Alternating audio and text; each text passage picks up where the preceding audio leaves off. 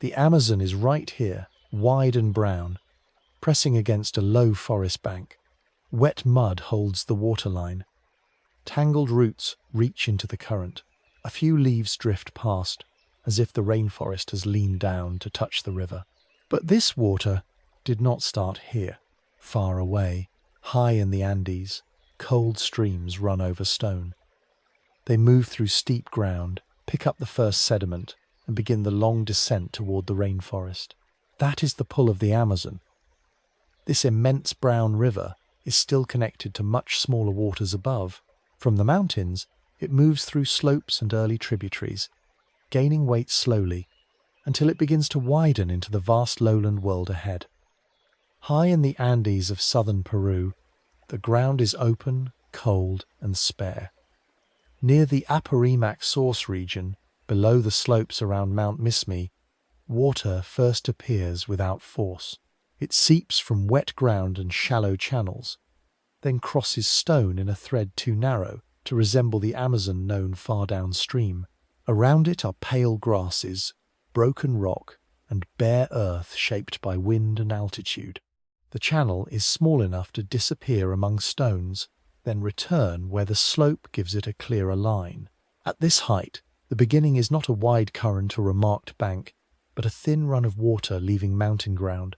This upper region is often treated as one of the farthest continuous source areas of the Amazon system, especially through the Apurimac headwaters and Kahua Santa type streams.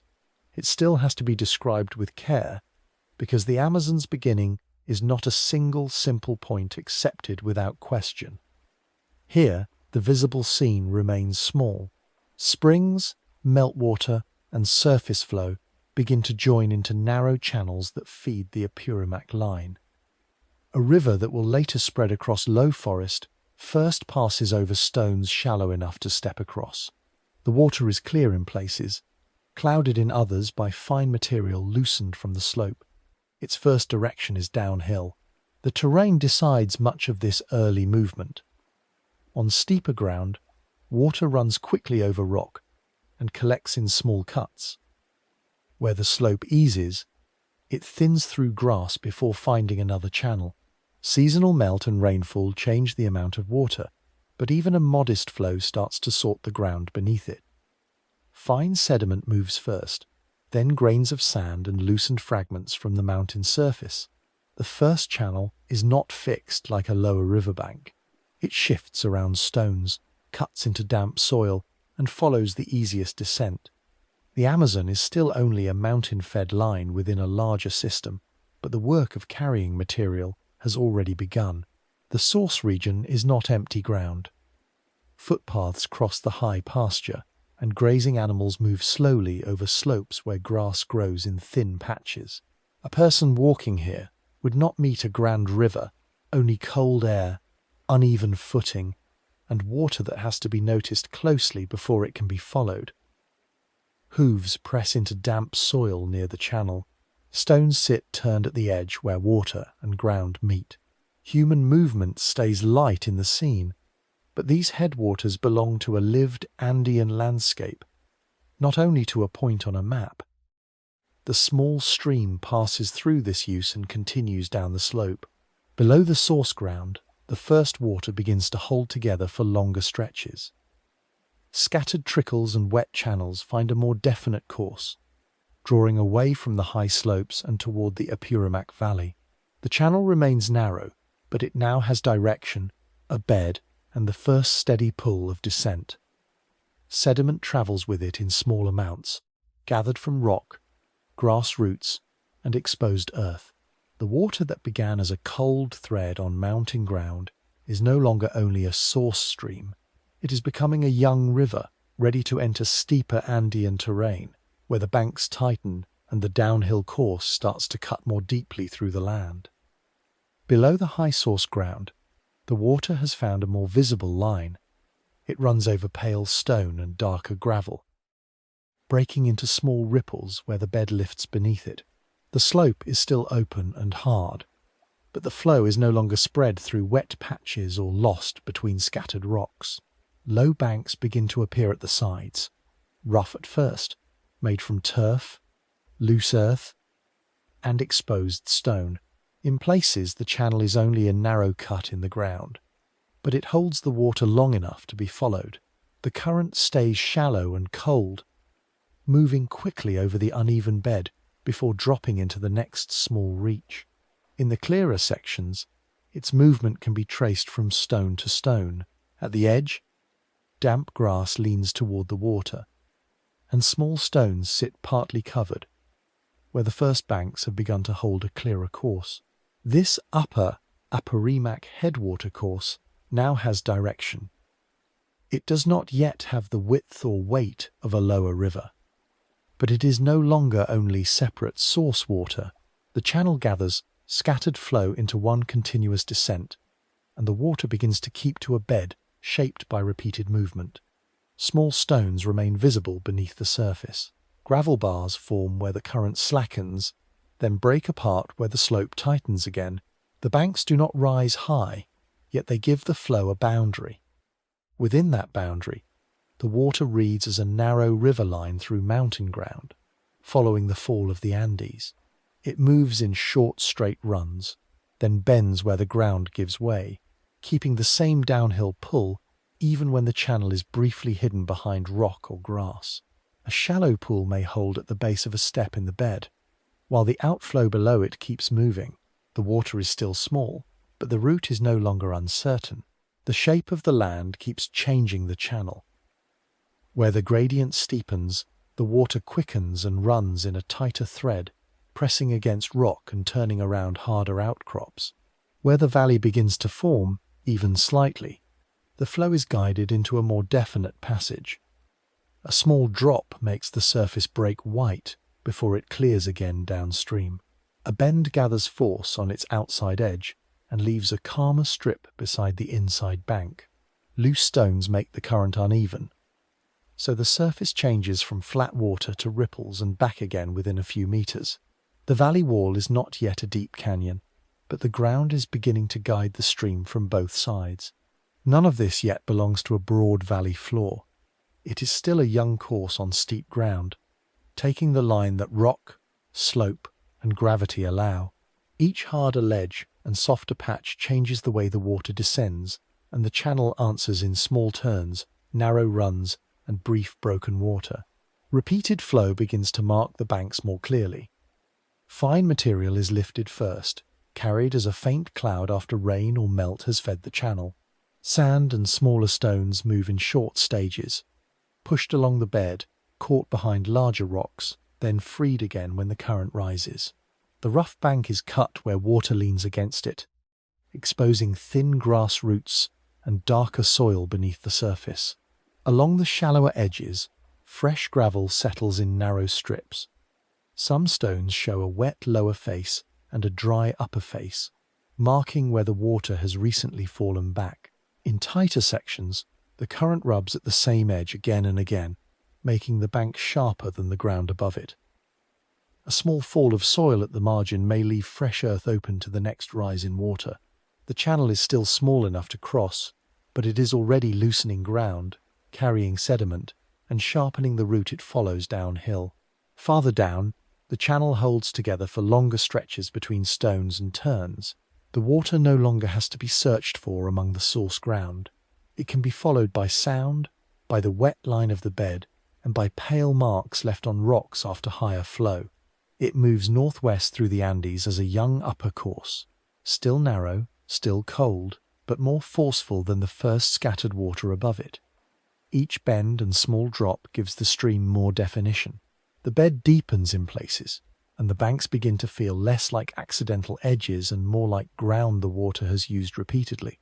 Behind it are the high slopes and first channels. Ahead, the descent continues through steeper Andean terrain. The same water remains physical and local, held in a shallow bed between stone and grass, but it now approaches places where the upper river will meet names, meanings, and older ways of identifying where its beginning belongs. Above the first channels, the high Andean ground is open and exposed. Rock shows through the thin grass, and the slope carries cold water in a narrow line between stones. Around the upper Apurimac headwaters, Peaks rise above pasture and broken earth. The water crosses the ground plainly, not as a wide river, but as a spring-fed run that can be stepped over with care. Small pools gather where the rock holds them, then spill into shallow cuts in the slope. The air is cold enough for each wet edge to look hard and clear. Water may disappear for a few meters under gravel or grass, then return in a brighter thread where the ground tilts again. In places, the run is marked only by darker soil and a wet shine on stone.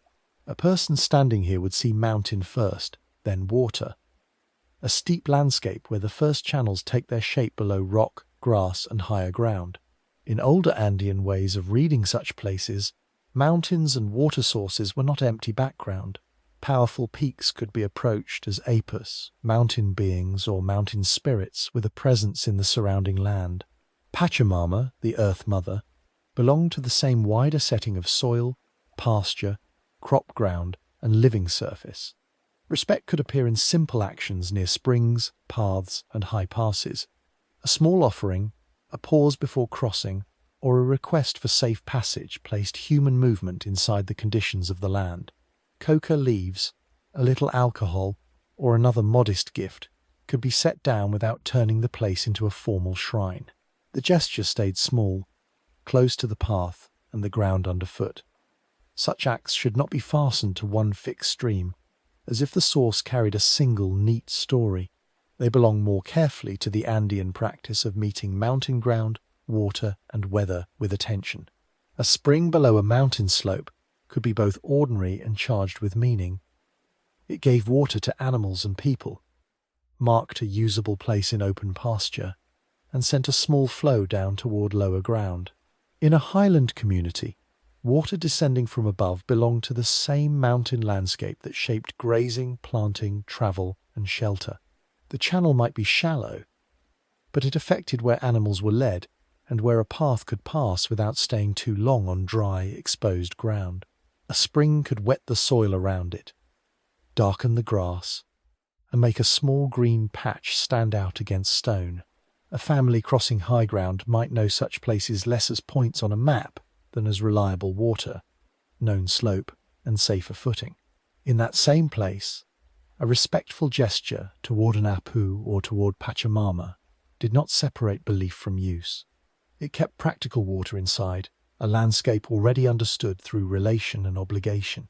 Near the headwaters, life keeps to what the terrain allows. Footpaths pass across slopes rather than straight through them, bending around rock and following ground firm enough for repeated use. Grazing animals move between thin patches of grass, returning toward damp places when the dry ground offers less. Water sets small roots without needing to be large. It collects near a hollow, crosses a track, or makes a bank too soft for easy footing. A herder may choose a higher line along firmer ground, while animals pause at the edge of the stream where the stones give a better step. In the wettest places, hoof marks hold water for a while before draining back toward the channel. In colder months, or after fresh melt, the same crossing may be less certain, with slick stone and softened soil changing the way people move across the slope. These movements remain modest, but the first water is already part of daily decisions in the high country. The stream is not separate from the pasture around it. It is one of the features that makes the pasture workable. From the spring-fed ground, the channel draws away again. The water leaves the damp edges near grass and exposed rock, gathers over gravel, and begins the next part of its descent. Behind it remain the high slopes, the paths, and the restrained gestures of respect that belong to this mountain setting. Ahead, the same narrow flow enters ground, where rock and gradient take stronger control. The banks tighten in places, the bed roughens, and the current begins to meet harder forms of the Andes. A small bend presses against stone. A short drop breaks the surface before the water clears again below it. Names and meanings stay close to the source region, but the next change is physical. The young channel moves farther down, carrying cold water and small sediment into steeper terrain, where stone, slope, and pressure begin to shape the river more sharply. In the upper Apurimac mountain channel, the water runs close against stone. It slides over gravel, breaks around exposed rock, and narrows where the slope leaves only a tight passage. The banks are low but sharp in places, cut from thin soil and held by roots, grass, and loose fragments. A darker line marks the wet edge, where the current has recently risen and fallen. In the bed, small stones sit under clear water, some fixed in place, others light enough to shift when the flow strengthens. The channel is still young, but it is already pressed against the ground that holds it. Each turn shows the contact clearly. Water rubbing against rock, gravel collecting behind a small ledge, and the bank falling away where the edge has been undercut. The surface changes quickly, from a flat sheet over smooth stone to a broken run where the bed becomes rougher. At the side, wet earth marks where the current has worked against the bank and left fresh material exposed. The slope gives the young course its speed. Where the ground drops more quickly, the water tightens into a faster run and moves straight until harder rock turns it aside. Where the surface is broken, the current steps down through short drops, then settles briefly in a shallow pocket before moving on. The channel does not take a broad route here. It follows the easiest line through uneven Andean relief, bending around resistant rock and cutting through softer ground where the surface allows it. In a flatter place, the water spreads for a few meters over gravel, but the descent gathers it again. A small side trickle may enter from a wet slope, adding little width, but disturbing the stones below the meeting point. The movement remains narrow, controlled by gradient, rock, and the rough form of the valley beginning around it. The current is not yet deep, but it is quick enough to make its bed visible as a line of action.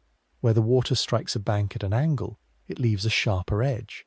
Where it slows behind a stone, it leaves a small fan of gravel. Along the banks, thin soil gives way easily. Grass grows in patches where enough fine material has gathered, but the layer beneath it is shallow and uneven. When water rises, it lifts the finest particles first and turns the edge of the current slightly cloudy. Sand slips between stones. Gravel shifts in short movements along the bed, pushed from one small hollow to the next. A larger rock may hold its place, forcing the current around it, while smaller fragments collect on the downstream side. Material begins to sort in the moving water. Fine particles carried farther, heavier pieces left behind until stronger flow moves them again. The river is not only crossing the mountain surface, it is taking part of that surface with it, grain by grain, loosening the bank where the ground is weak and leaving rougher material where the current cannot carry it. After a fresh rise, the signs remain on the edge. Damp streaks on stone, a new scatter of gravel, and a small notch where soil has been removed. Even when the water falls back, the bed keeps the shape of that higher flow. The margins remain narrow, and the cut channel makes the immediate edge uncertain. A rough path may keep slightly higher on the slope, where the ground is firmer and the footing less wet.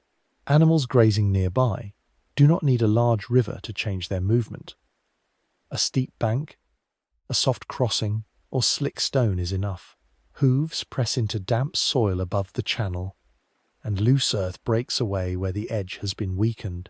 In a few places, thin pasture reaches close to the water, but usable ground ends quickly when the bank steepens.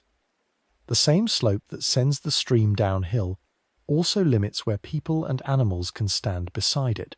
The channel is small, yet it already separates stable ground from ground that is being worn, shifted, and opened by repeated flow. A crossing may be chosen where flat stones lie close together, and the bank lowers for a moment. A few steps away, the same channel may be too sharp at the edge, with wet gravel sliding underfoot. Farther downhill, the water carries the evidence of the rock it has crossed. Small sediment moves along the bed, and the channel keeps sharpening where the current presses hardest against pale, wet stone. It is still a confined upper course, not wide, not slow, and not settled into a broad valley floor. The bed is rougher now than at the first source ground, and the banks show more frequent marks of cutting and collapse. Stone, soil, and slope give the river its early shape, while the current works back against them in return. Ahead, the same channel will not behave the same way each day. Snowmelt, rainfall, colder periods, and drier intervals will change how much water enters it, how fast it runs, and how much material it can lift from the mounting ground and carry into the next reach below. Beside the upper Apurimac channel after rain, the water sits higher against the stones.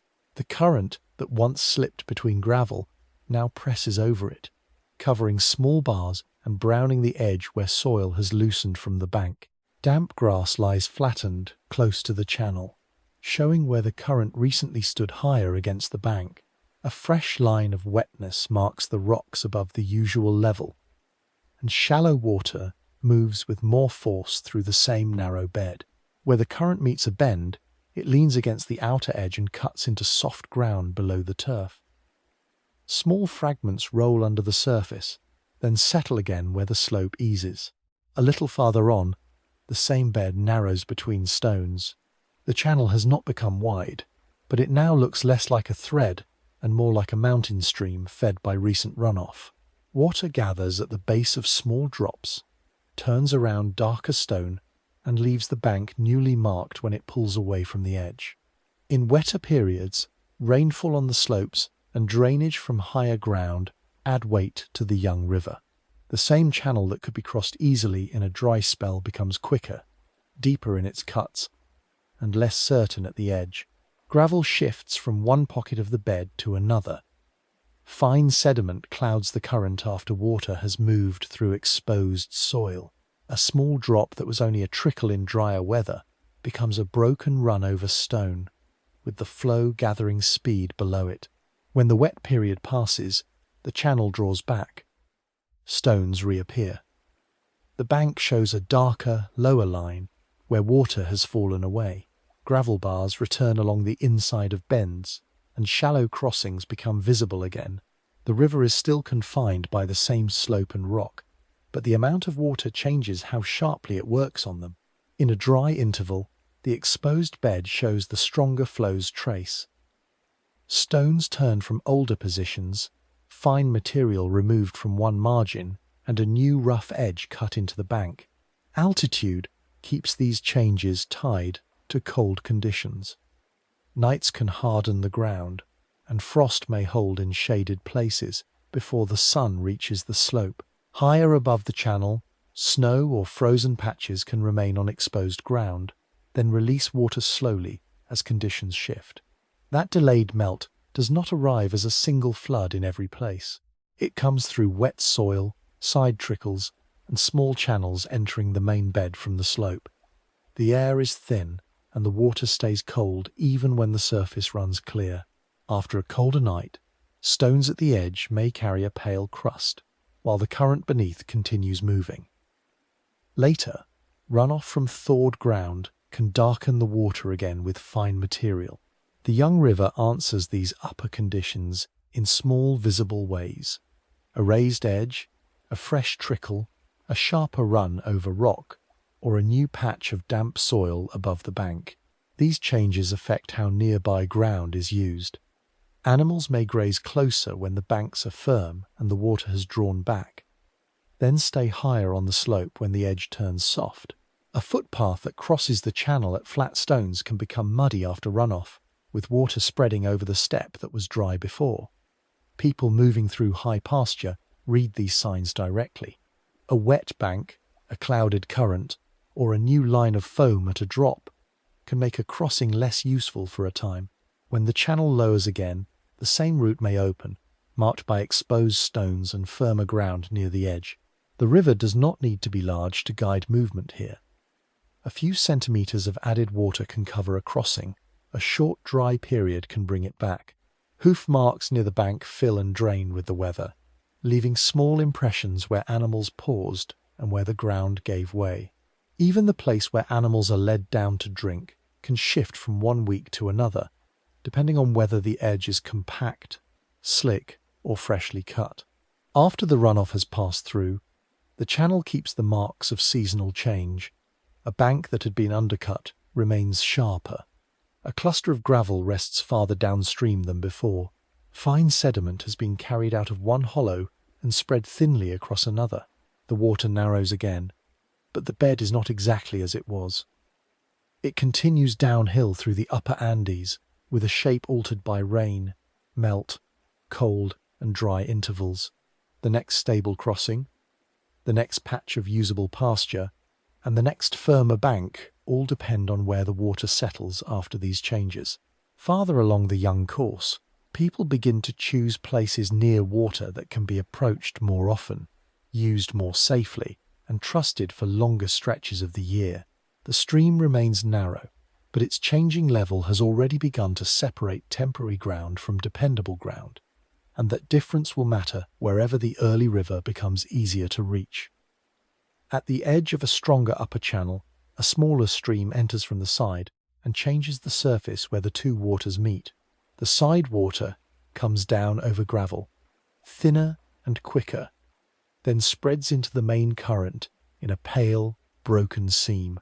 Small stones collect near the mouth of the inflow, and a low bar has formed where the current loses force for a moment before being taken downstream. The larger channel is still held by mountain ground, but it looks fuller than the narrow runs higher above. Its banks stand more clearly on both sides, with wet marks along the lower edge and loose material gathered inside a bend. The meeting is not wide enough to feel like a great confluence, yet the change can be seen at once. One moving line of water has been joined by another, and the channel below the meeting carries more weight than it did above. As more small waters enter, the young river begins to behave less like a single mountain stream. Each added flow gives the channel more volume, and the current holds together for longer stretches between bends.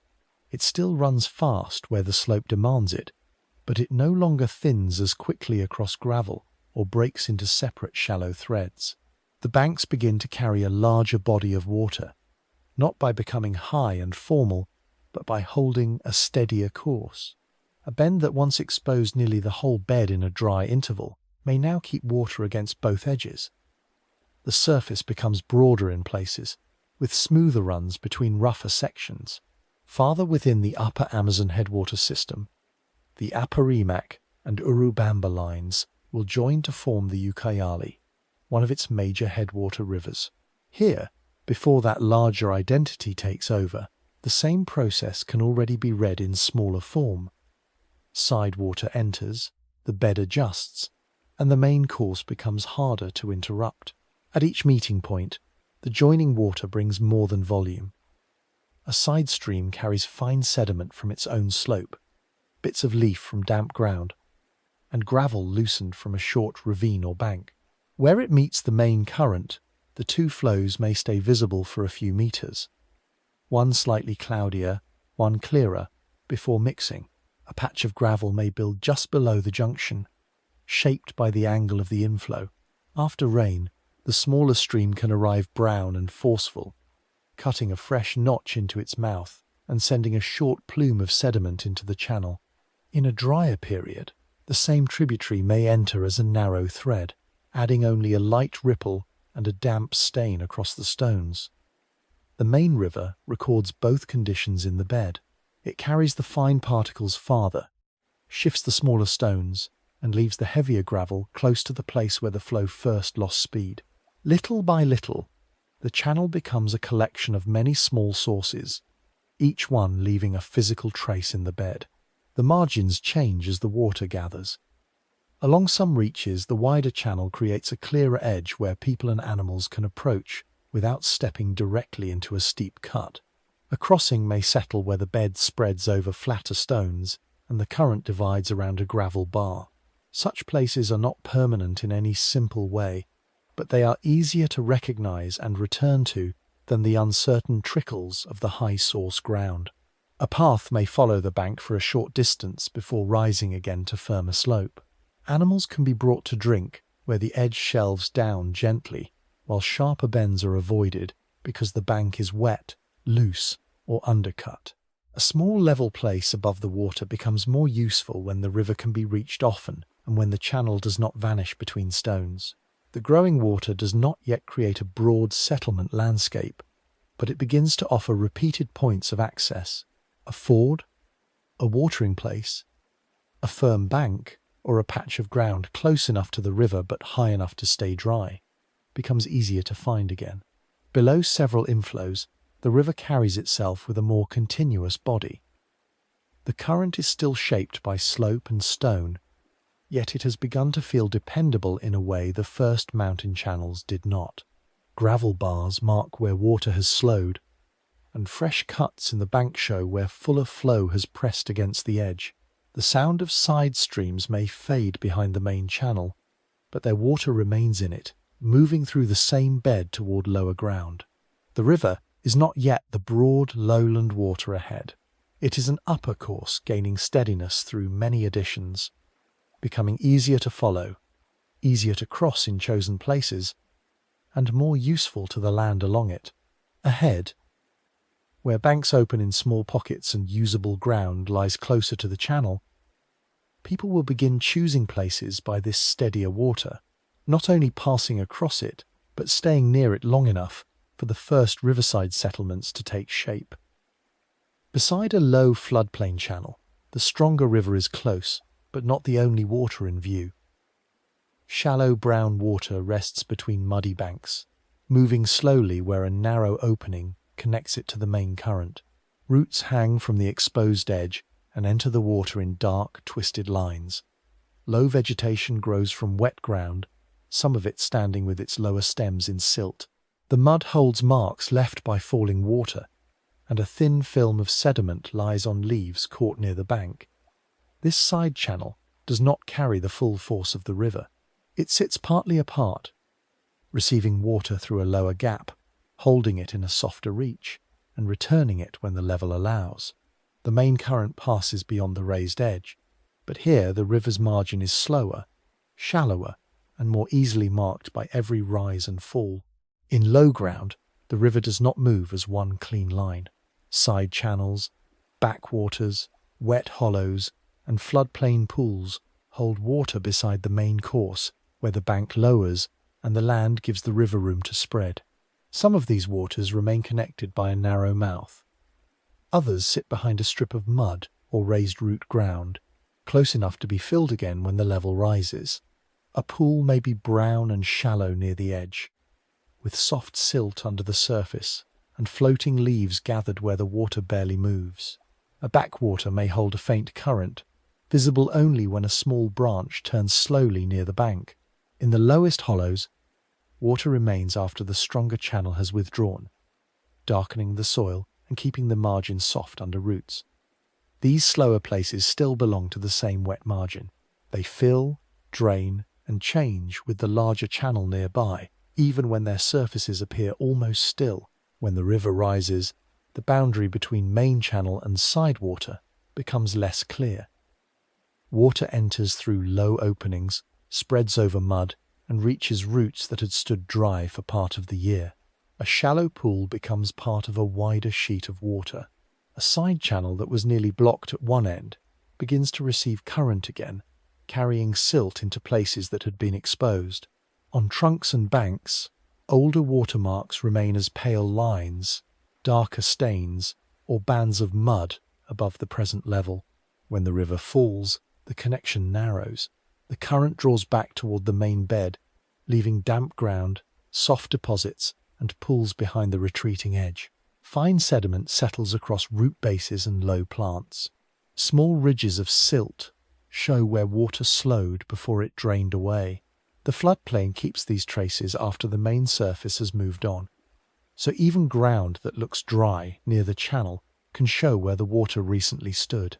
A leaf caught on a root, or a strip of mud on a trunk, can mark the former height as clearly as the bank itself. The wet margins bring small movements of life and use. Fish enter the shallow side water when it is connected, moving through drowned grass and muddy openings where the current is weaker. Birds work along the exposed edge when the level drops, stepping across soft ground where small pools remain. People moving near this kind of river do not treat the lowest ground as dependable. A path is more likely to keep to a firmer rise, close enough to reach water, but high enough to avoid the softest mud. A small canoe may use a side opening when the level is right, but a foot crossing belongs to raised ground, roots, or a bank that has dried enough to hold weight. The river margin offers water, fish, and passage, while changing the terms of movement from one season to another. A place that is open mud in one season may be covered by brown water in another. A low bank may look solid from above, then give way at the edge where silt has not settled firmly. At the mouth of the side channel, the two waters meet again. The main current moves past with more force, while the backwater releases a slower flow carrying silt, leaves, and the smell of wet earth from the margin.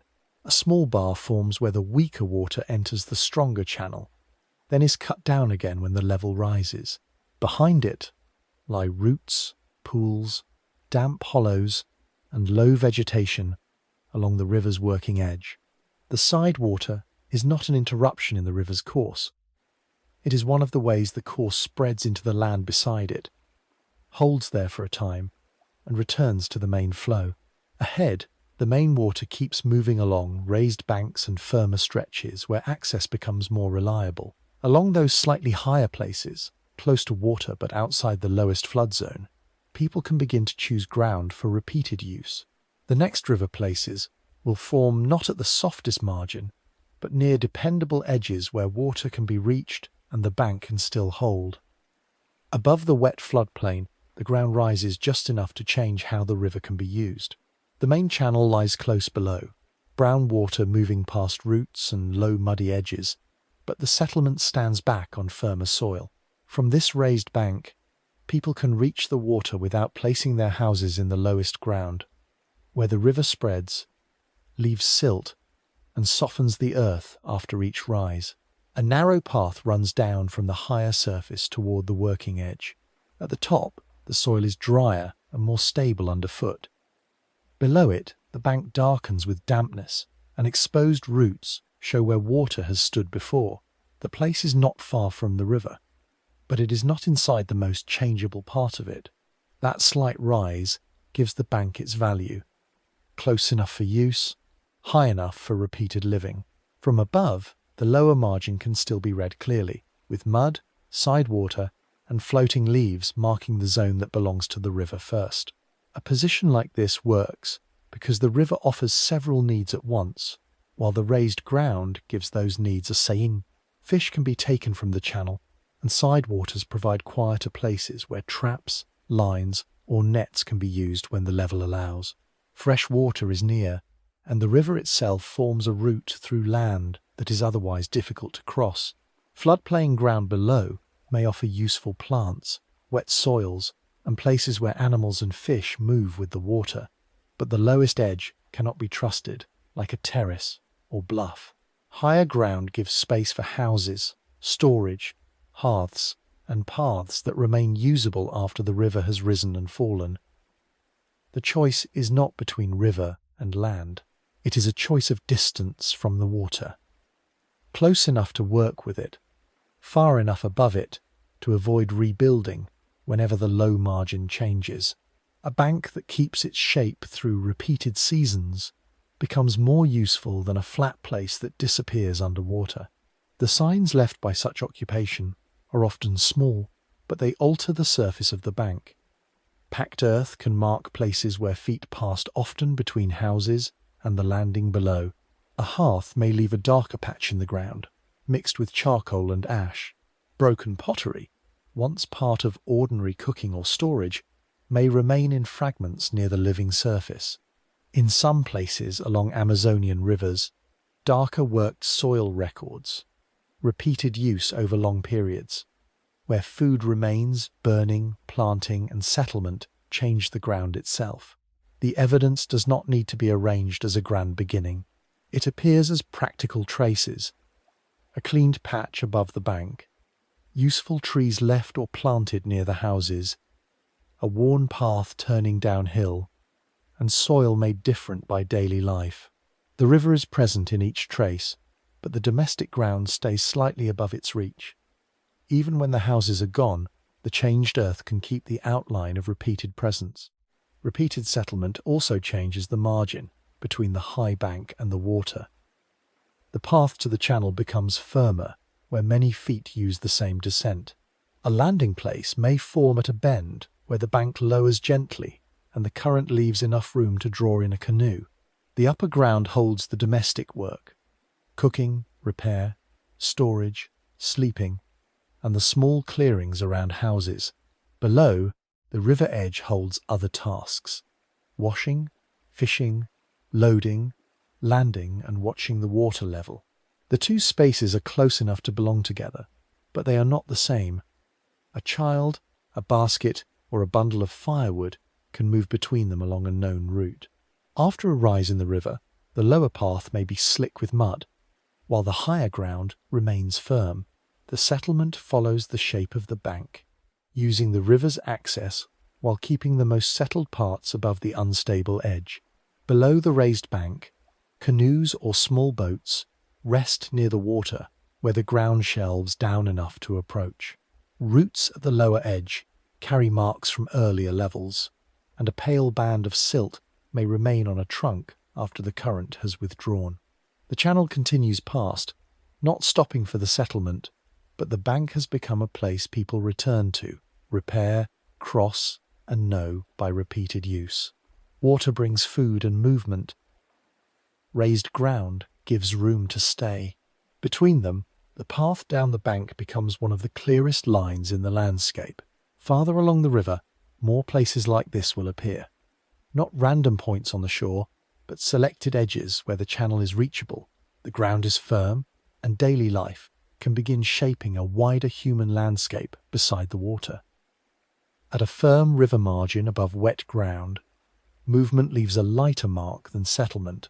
The bank rises enough to stay passable after the lower edge has softened, and a narrow landing place opens where roots give way to mud and exposed sand. From there, a path turns away from the water and enters forest that stands close to the channel. The route is not broad. It is a worn line through leaf litter, bent stems, and firmer soil, kept open by repeated use. Below it, the river moves past a muddy shelf where a canoe could be pulled in or a load set down for a moment. A side stream may enter nearby, giving another way through the trees, or another place where the bank can be crossed. Nothing in the scene has to look permanent. A landing, a path, a known bend, and a dry place above the flood edge are enough to show older movement along the river. Even a small break in the vegetation can show where feet and boats return to the same useful edge. Long before larger settlements became more visible along major channels, people used river corridors by returning to specific places. The water gave fish, drinking water, and a route through dense ground, but movement depended on banks, bluffs, side streams, and crossings that could be trusted more often than the lowest floodplain. A firm edge became a place to land. A shallow reach became a place to cross, wait, or pull a small boat clear of the current. A bluff above a bend gave dry ground and a view of the channel below. These were not founding moments in a single story. They were repeated decisions around use: where to approach the river, where to leave it, where to follow a side channel, and where to stay above the soft margin when the water rose. Over time, the river's edge became familiar through levels, paths, trees, mud, and return routes. A person moving along it would know which bank held after rain and which lower shelf turned quickly to silt. Some traces of older activity remain in the ground rather than in standing structures. Charcoal may lie mixed into soil from old fires. Pottery fragments can appear where ordinary vessels broke and were left near a habitation surface or working place. In some areas of Amazonia, darker human-made soils record long use, with food remains, ash, organic matter, and repeated occupation changing the character of the earth itself. The signs are often small when seen one by one, but they do not fit the older idea of an untouched forest. A patch of worked soil near a former bank, a scatter of broken ceramic, or a cleared surface that grew back differently can mark a place where people had already shaped the river margin. Such evidence does not need a single named culture here. It is enough to show banks and higher edges that were used, altered, and known before later villages and towns made human presence easier to see. Repeated use changed the landscape in practical ways. A landing used many times could keep a lower bank open, with vegetation slower to reclaim the place where people stepped in and out of boats. A path from water to higher ground could bend around wet hollows and follow the drier line under trees. Useful plants might remain near a bank because people protected them, planted them, or returned to them often enough for the forest edge to carry a human pattern. Small clearings could close again, but the ground beneath them might stay different from the surrounding soil. None of these changes needs to be large. A riverbank can be altered by repeated cutting, burning, planting, landing, and walking. Each action small enough to pass almost unnoticed in the moment. Together, they make a river margin that is not only natural background, but a worked edge where movement and use have left a shape. The river continues past these older traces, carrying water along banks that had already become roots before they became fixed settlements. At one bend, a firm landing may have served people crossing to the opposite side. At another, a side stream may have drawn movement inland from the main channel. Above the soft floodplain, darker soil or broken fragments may remain where a used place once stood close to water but not inside it.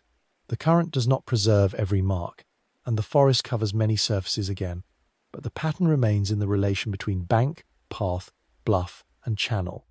People returned to edges that worked. They crossed where the river allowed it, landed where the bank held, and moved along routes made clearer by use. From these older paths and working margins, the river becomes not only a place to live beside, but a line of movement in itself, ready to be followed more directly as a route through the land. At the edge of the water, a narrow canoe lies pulled into mud, below a firmer shelf of bank. Its bow rests against roots that hold the soil, while the stern sits low beside brown water where the current slackens.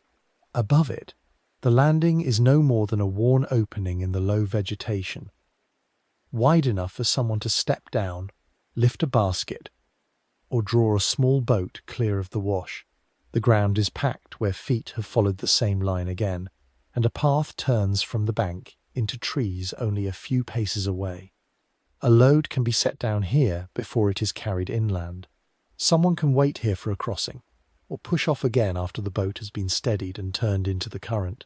The place shows its use in small repeated marks: a cut branch near the path, a slope smoothed by heels, and mud pressed flat where the canoe has been pulled in more than once. On a river like this, a boat makes short movement possible where the forest would slow it.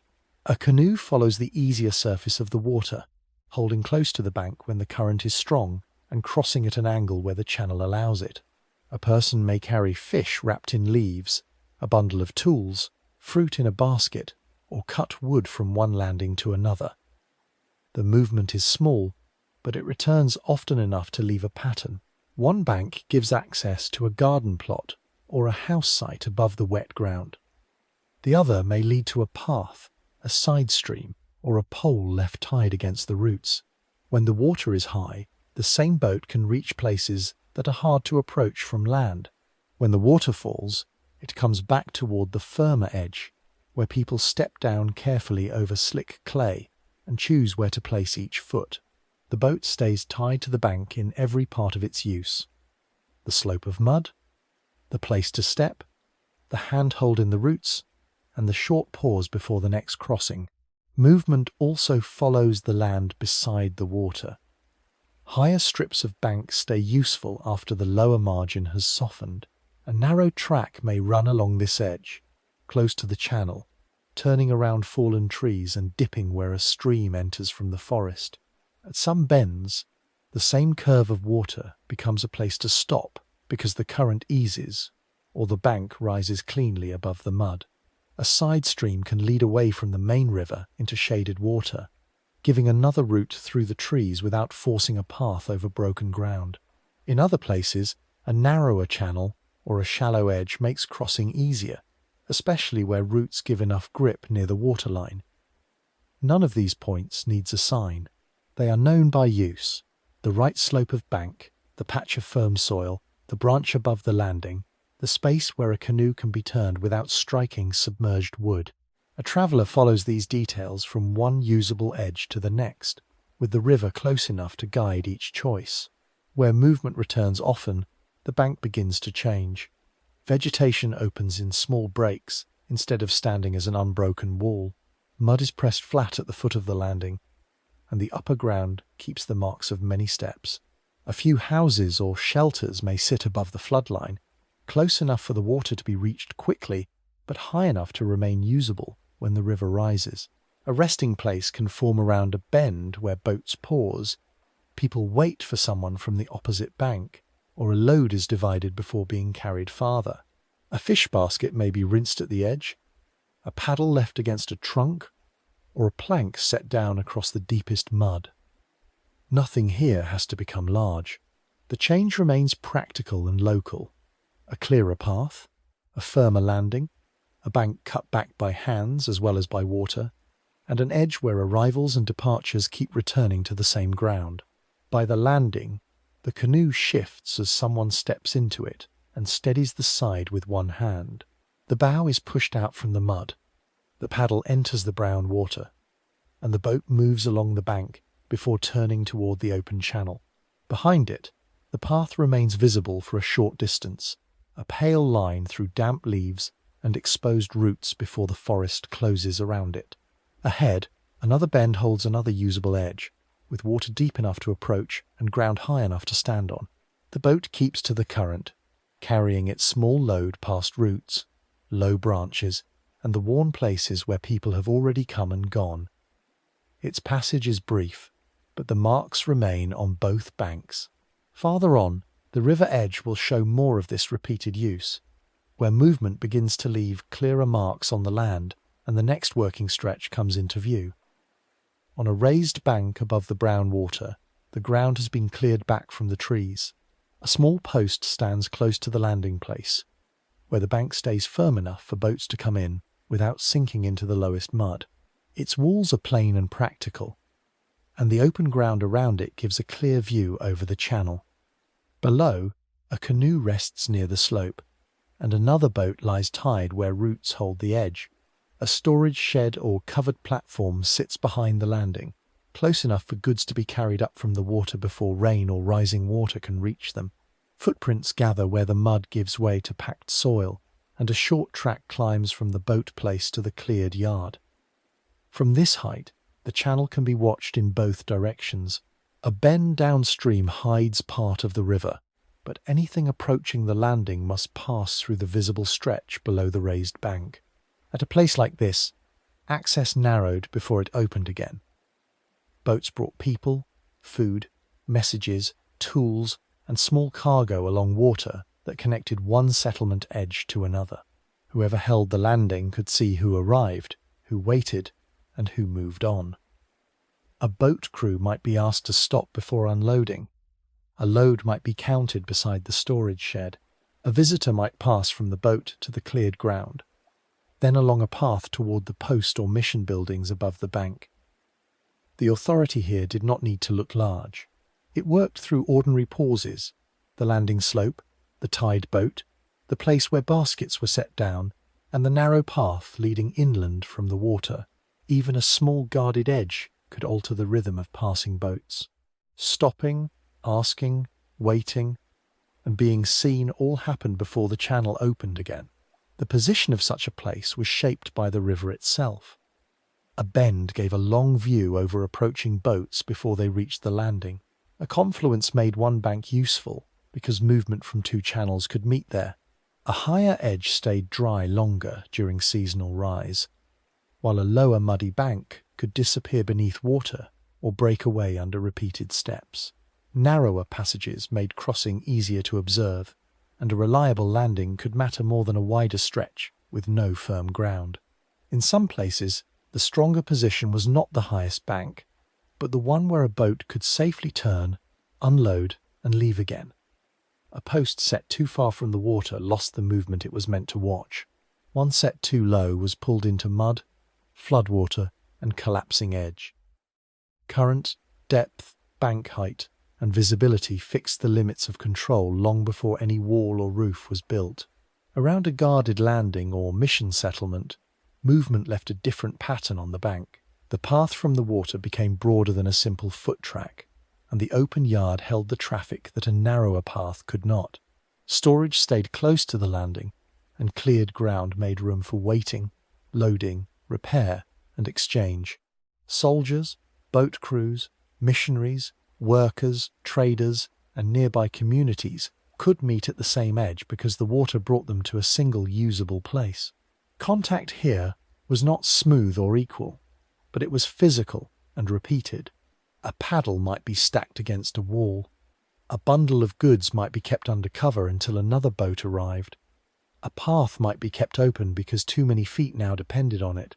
The bank became less like a casual stopping place and more like a managed edge, with passage watched and space arranged around arrival. Over time, the cleared strip could hold more marks of use: a firmer landing slope, a patched roof near the store, or a line of posts set to keep boats from drifting against the mud. Below the raised ground, a boat pulls away from the landing and lets the current take its bow toward the bend. Behind it, the post remains above the cleared bank, close to the storage shed and the worn path from the water. For a short distance, the boat is still within sight of the watched edge. Then the bend carries it beyond the open line of view, into water bordered again by roots, low branches, and patches of softer bank. The marks of control do not end at once. Another landing may wait beyond the bend, or a firmer strip of bank may lead to a worked crossing, a cut path, or a place where people have begun to shape the river edge for more regular use. There may be another storage roof, another cleared bank, a boat tied within view, or only a path kept open by repeated feet. The channel opens ahead, and the movement watched from the bank continues into the next working stretch of water. At the river edge, a ferry boat sits angled against a wooden landing where the bank has been cut into a rough ramp. The lower boards are damp from the last rise of water, and the posts beside them are dark at the base where the current has rubbed against them. A few people wait on firmer ground above the mud, near baskets and a covered bundle set back from the wet slope.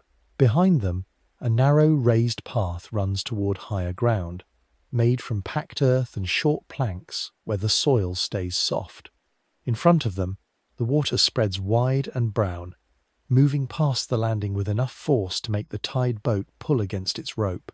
There is no fixed crossing here, only a place kept usable by work, repeated in the same spot. Boards over soft ground, poles driven into the bank, and a cleared opening where the ferry can come in, load, and turn back toward the opposite shore. Across a river of this scale, crossing often depends on boats rather than bridges. The channel may be too wide, the current too strong, and the banks too soft or changeable for one fixed crossing to answer every need.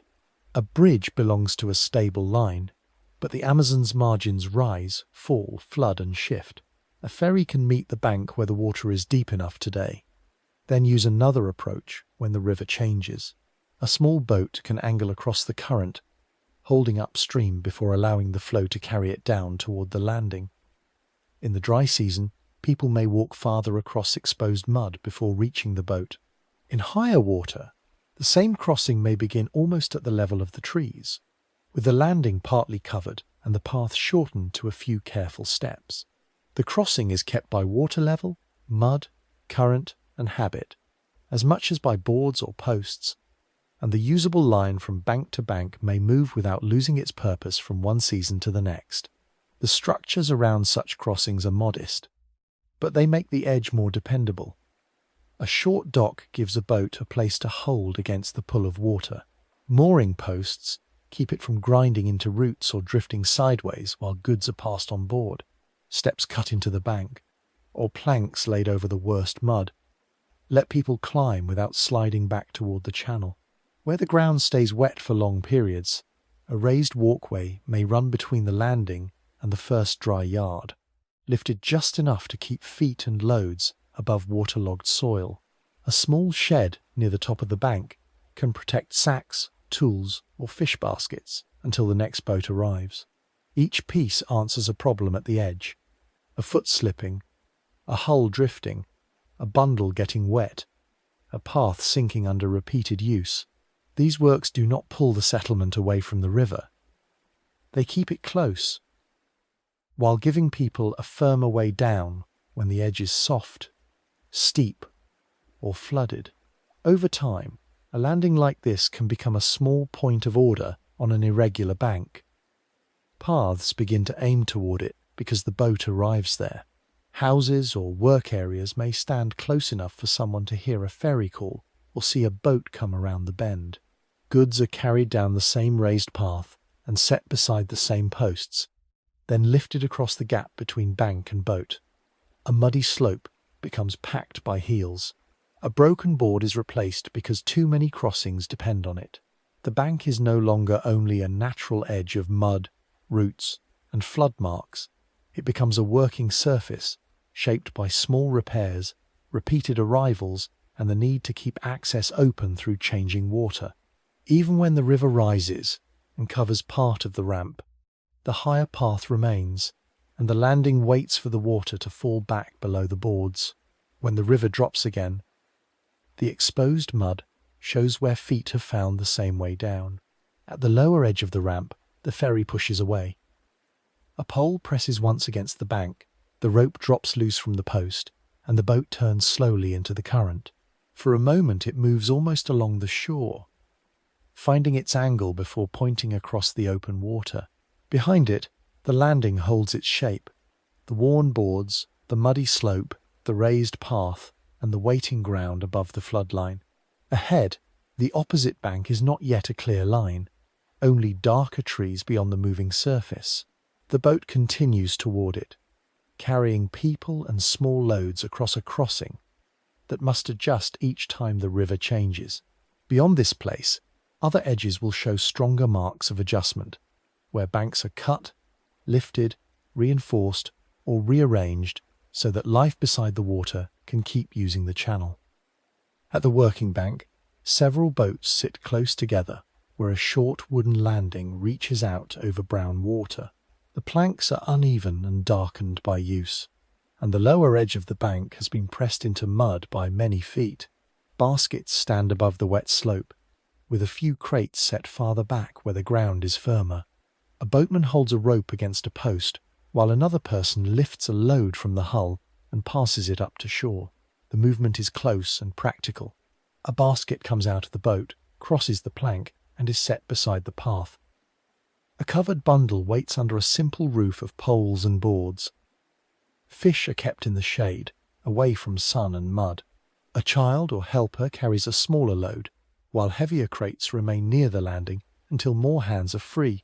Behind the bank, a narrow track leads between houses, storage sheds, or workspaces turned toward the water, where arrivals are handled first and loads are divided before they move farther inland again. The work of the shore comes from repeated arrivals and departures. A small boat may bring fish from a nearby channel, fruit from a riverside garden, or tools from another settlement along the bank. Goods are handled as objects that must be lifted, checked, sorted, and carried, not as part of a distant system. A basket is opened beside the landing. A crate is moved to higher ground. A bundle of timber is dragged from shallow water and left where it can dry. Some things leave again almost at once, placed into another boat, turning back across the channel. Others wait in the shade until someone carries them inland along the path. The river sets the pace of the working bank. A landing can be active for a short time, then settle again with tied ropes, wet planks, and recent loading marks left in view. The same place may handle food in 1 hour and boat parts in another, because the useful space is the narrow strip where water, mud, and firm ground meet. Along the same shore, craft and repair stay close to the water. A canoe may be pulled partly onto the mud, so its side can be patched or scraped. Nets hang from a line, or lie spread over low branches where they can dry before being folded back into a boat. Paddles lean against a wall and pieces of timber are stacked near the landing because water carries them more easily than broken ground. Under a small shelter, someone works with rope, a blade, or a wooden tool, while the river remains only a few steps away. These tasks belong to the landing as much as the loading does. A boat that carries fish must also be repaired. A net that comes from the water must be cleaned. A post that holds a rope must be reset when the bank softens or the current pulls too hard against it. Work leaves its own traces: shavings near the shelter, damp net marks on the ground, and a darker line on the post where ropes have tightened and rubbed. Where work returns to the same shore, the settlement begins to form around access. Paths aim toward the landing, curve around wet ground, and climb toward houses or storage areas placed above the floodline. The bank may be strengthened with boards, loose timbers, or packed earth where people need a firm place to stand. A small open space forms at the top of the slope because loads must be set down before being carried farther. The river edge becomes organized without becoming large. A place for tying boats, a place for keeping goods dry, a path that stays usable after rain, and a worn strip where people step from shore to plank. Seasonal water changes alter the exact point of contact, but the working habit remains. When the water rises, boats come nearer to the upper bank. When it falls, people walk down farther across exposed mud to reach the same line of work. The shore keeps changing, but the path, the landing, and the waiting ground hold the work in place. Near the landing, a repaired boat is eased back from the mud.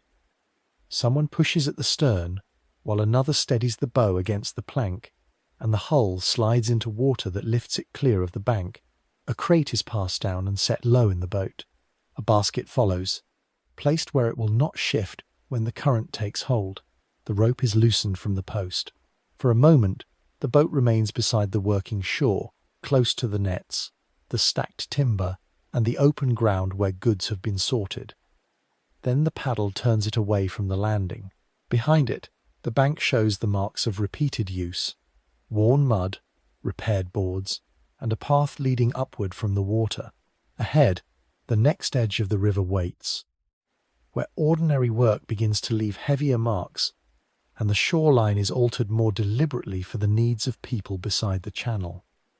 At the low edge of the floodplain, the water has fallen back from the bank and left a strip of damp ground between the channel and the trees. The soil is dark and soft underfoot, marked by old water lines, broken leaves, and pieces of stem caught where the current slowed. A small, cultivated patch begins just above the wettest mud, on ground that was covered not long before.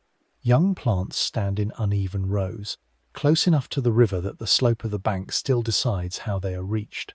A canoe rests nearby, pulled into shallow water below the field, while a basket sits on the firmer rise where the mud begins to hold its shape. Cut stems lie at the edge of the plot, and a narrow footline runs from the plants down toward the boat.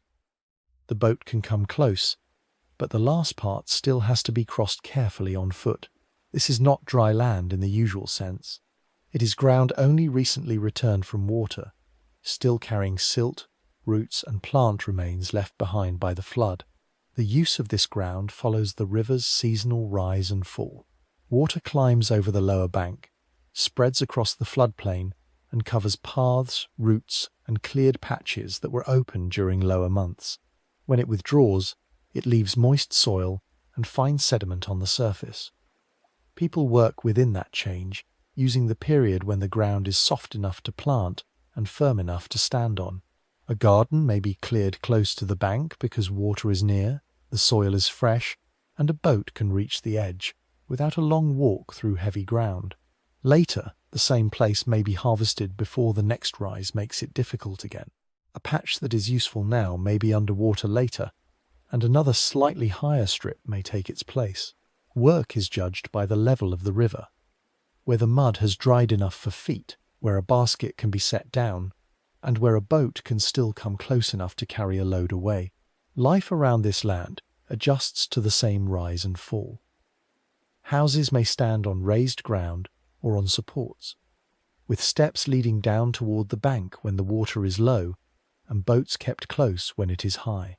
Paths follow slightly higher strips, avoiding the softest places where a foot would sink too deeply. Useful plants are kept on ground that suits their season, near enough to water and high enough to last.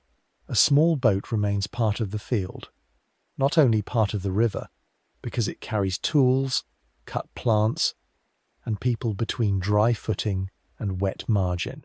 Near the house, poles, baskets, and a hoe or blade may be kept ready where they can be taken down to the garden when the level is right. Some goods are stored above the reach of ordinary flooding, while lighter things can be moved quickly when the water begins to climb. The arrangement is simple but exact. Higher sleeping ground, lower working ground, and water close enough to shape both. Daily movement follows the shifting edge rather than a fixed line. Someone leaves a house or shelter above the flood mark and walks down with a tool balanced in one hand. The path may be firm at the top, then broken by soft patches where the last water has not fully drained away. At the garden edge, plants are cut, pulled, or gathered into a basket, and the load is carried back up the bank or down toward the canoe, depending on where it must go next. Fish, produce, and tools pass through the same small space between house, field, and boat. A pile of harvested plants may wait beside the path until the boat can be brought closer, or a basket may be lifted from the canoe and carried straight to the shelter above. River and land do not meet here as a clean line. They meet as a working band of mud, planted soil, roots, and shallow water, crossed many times in a day as the level changes and the useful ground shifts with it. Near the exposed bank, a person steps from a canoe onto damp soil and presses one foot carefully into the mud before lifting a basket from the bow. The basket is carried up the slope, past the line of wet leaves, and set beside the cultivated patch, where the ground is firm enough to hold it. Behind the field, the raised path leads back toward houses above the flood line. In front of it, the brown water still rests close to the bank, ready to return when the season turns. A few marks remain where feet have crossed between boat and planting ground, and the canoe rocks lightly below them. The basket is opened, and the next load is prepared for the climb up the bank. Farther along the river, other margins show the same work with a changing edge, and some are cut, lifted, reinforced, or cleared more heavily as people keep shaping the land beside the channel. At a worked river edge, the bank no longer falls into the water as a loose slope of mud and roots. Posts stand in a line near the channel, and a harder edge holds the landing where boats come in. One section is timber, another is concrete, and the ground behind them has been packed and raised above the lowest water marks. A boat approaches through a cleared strip where the bottom has been kept deep enough for repeated use, then turns slowly toward the maintained landing. Brown water still presses against the edge, but here the bank has been held in a more fixed shape. At the waterline, leaves and small branches catch against the posts instead of settling into soft roots. Behind it, a path runs towards storage sheds and open ground where goods can be moved without sinking into wet soil. The contrast is plain at the side of the landing, where the reinforced section ends and the bank returns to softer ground, cut by roots, broken mud, and plants leaning toward the current. These changes appear where ordinary use has become too frequent for an untreated bank to carry it well. Boats need enough depth to approach without grounding. People need a place to step from hull to shore without sliding through mud. Loads need ground that will not collapse under weight after rain or rising water. A maintained edge holds one point steady for longer than the river would hold it on its own. The approach may be cleared of snags or shallow sediment. The slope may be cut back and strengthened. Posts guide a boat into place, while a marked channel gives crews a safer line through water that shifts with season and sediment. The work is practical before it is tidy. A landing that stays usable saves effort each time a boat arrives, and a protected bank can keep a path, shed, or loading space in the same place for more than one season. Farther through the river system, some connected waters are altered more heavily. On certain tributaries, Dams, reservoirs, dredged reaches, and engineered banks change how water is held, released, or approached. A tributary that once rose and fell more freely may be interrupted by a reservoir. A channel used often by larger boats may be deepened or marked so movement can continue through lower water. These larger works belong to wider systems of access and control, but their effect can still be read at the edge. A straighter bank, a cleared approach, a harder line between land and water, or a place where the natural slope has been replaced by a built surface. The main river may still show long stretches of soft margin and floodplain, but worked edges appear where settlement, transport, or storage presses again and again against the same section of bank. A reinforced shore makes movement more predictable. A boat crew knows where to land, where to tie, and where the water remains deep enough near the edge. A cart, path, or footway can meet the landing directly because the bank is less likely to disappear into new mud after each season. Goods can be carried from boat to shed along a firmer route, and people can return to the same access point day after day. At the same time, the built edge changes how the bank is used. Boats that once pulled into several soft places may now gather at one maintained point. Paths aim toward the harder landing instead of spreading along the mud. The seasonal rise is still visible in stains, debris lines, and damp marks on posts. But the meeting between water and land has less room to move. The floodplain is not removed. One part of it is held, cut, lifted, or narrowed, so work can continue with fewer interruptions. Beside the harder edge, the unprotected mud still slumps after rain, showing how narrow the managed strip can be. At the maintained landing, a boat enters the marked approach and slows beside the built edge. The hull moves past a row of posts. The rope is thrown up, and the current presses the boat gently against the side while someone steps onto firmer ground above the water. Beyond the landing, the softer bank continues, with roots exposed where the current has bitten into the soil. Ahead, the channel passes another work stretch, where a clearer line of buildings and storage spaces begins to face the river. Water moves along both kinds of edge, the held bank and the eroding bank, the marked approach and the muddy opening. As the boat leaves the landing and follows the channel forward, the shoreline becomes more ordered in places, drawing the river toward larger settlements where the water is no longer only approached from the bank, but built into the front of the town itself. On a wide stretch of water, the far bank is visible but not close. It appears as a dark line of forest and low settlement beyond the brown channel, with pale openings where landings break the trees.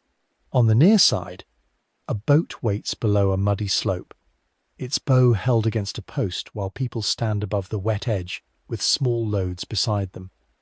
Behind them, a path climbs toward houses set back from the water. Across the channel, another landing can be seen only in parts. A roof near the bank, a strip of exposed mud, and the shape of a boat pulled in near the trees. The two banks face the same river, but the water between them is wide enough to make every crossing deliberate. A person cannot simply pass from one side to the other. The boat must be loaded, turned into the current, and guided across a surface that is moving all the time. The same width that keeps the banks apart also gives them a route toward each other. A boat can carry people, baskets, tools, fuel, fish, or supplies from one landing to another without forcing the journey through dense forest or wet ground. It may cross directly when the current allows, or move downstream first, before turning toward a safer approach. A message can travel with a boat crew. A borrowed tool can return with a bundle of food from the opposite side. A family may leave one bank in the morning and reach relatives or work across the water before the day has moved far on. The river becomes shared through repeated crossings, not by making the distance disappear, but by giving people a way to use it. The route belongs to ropes, paddles, engines, landing slopes, and the practiced choice of where to enter the current. Some boats make the same crossing often enough that the line between banks becomes familiar, even when the water level, wind, and approach change. Separation remains in the crossing itself. The opposite bank may be visible, but it is not always easy to reach. Wind can roughen the open water, and rain can hide the far side for a time. A higher level may cover the usual landing and push boats toward another approach. A lower level may leave a long shelf of mud between the hull and firm ground. Driftwood, submerged branches, and changing current can make one line across the channel safer than another. The crossing depends on the boat, the season, and the person steering through water that does not hold still. From the bank, the other side can seem close in clear weather, and much farther when the current is strong or the landing is difficult. Waiting is part of the movement as well. A crew may hold back until rain passes, until another boat has crossed, or until the water near the landing is calm enough to push out. The river is a route, but each crossing still has to be read from the bank before it begins. This shapes how life turns toward the water on both sides. A settlement may place its landing where boats can see it from the channel and where a path can climb quickly to higher ground. Work areas stay near the access point because goods arrive there, visitors step out there, and news comes first to the bank. On the far side, a different routine may form around another slope, another patch of firm soil, or another bend where boats can approach more easily. One bank may have a small market edge or a storage shed close to the landing. The other may have a narrower path through trees and a boat kept ready under branches. Both are tied to the same channel, yet each bank learns its own water level, its own soft places, and its own safest line of approach. The broad river does not make the two sides the same. It makes each side face outward while keeping its own working edge. At the near landing, the waiting boat is pushed clear of the mud. A rope drops from the post, the bow turns away from the bank, and the hull begins to angle across the moving water. Behind it, the path and houses on the near side become smaller. Ahead, the far landing grows clearer, first as a break in the trees, then as a muddy slope and a few posts standing near the water. The boat crosses through the open channel, with its load held low and steady.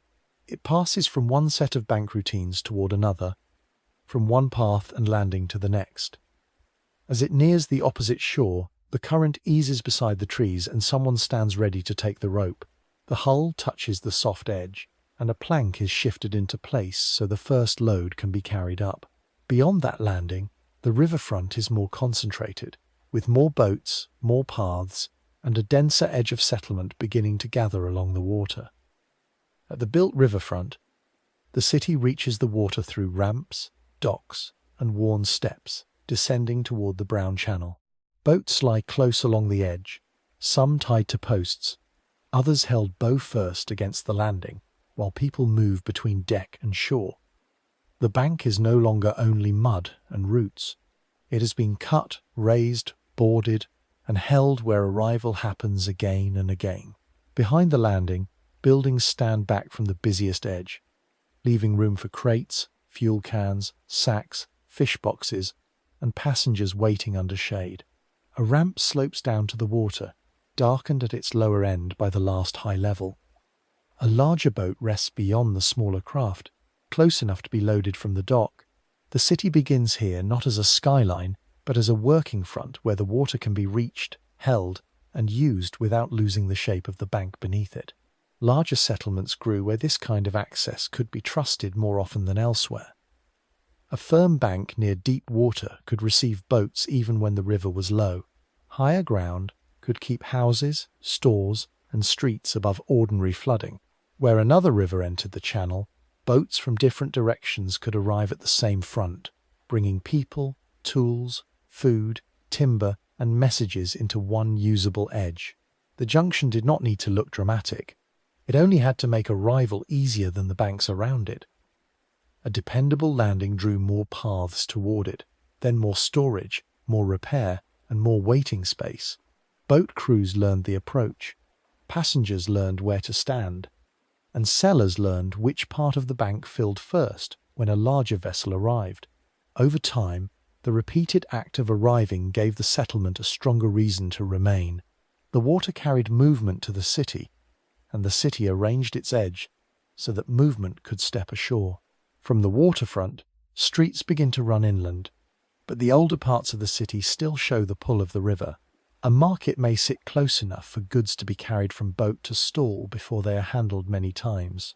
Storage rooms and sheds face the landing, and open spaces near the dock make room for sorting, loading, and repair.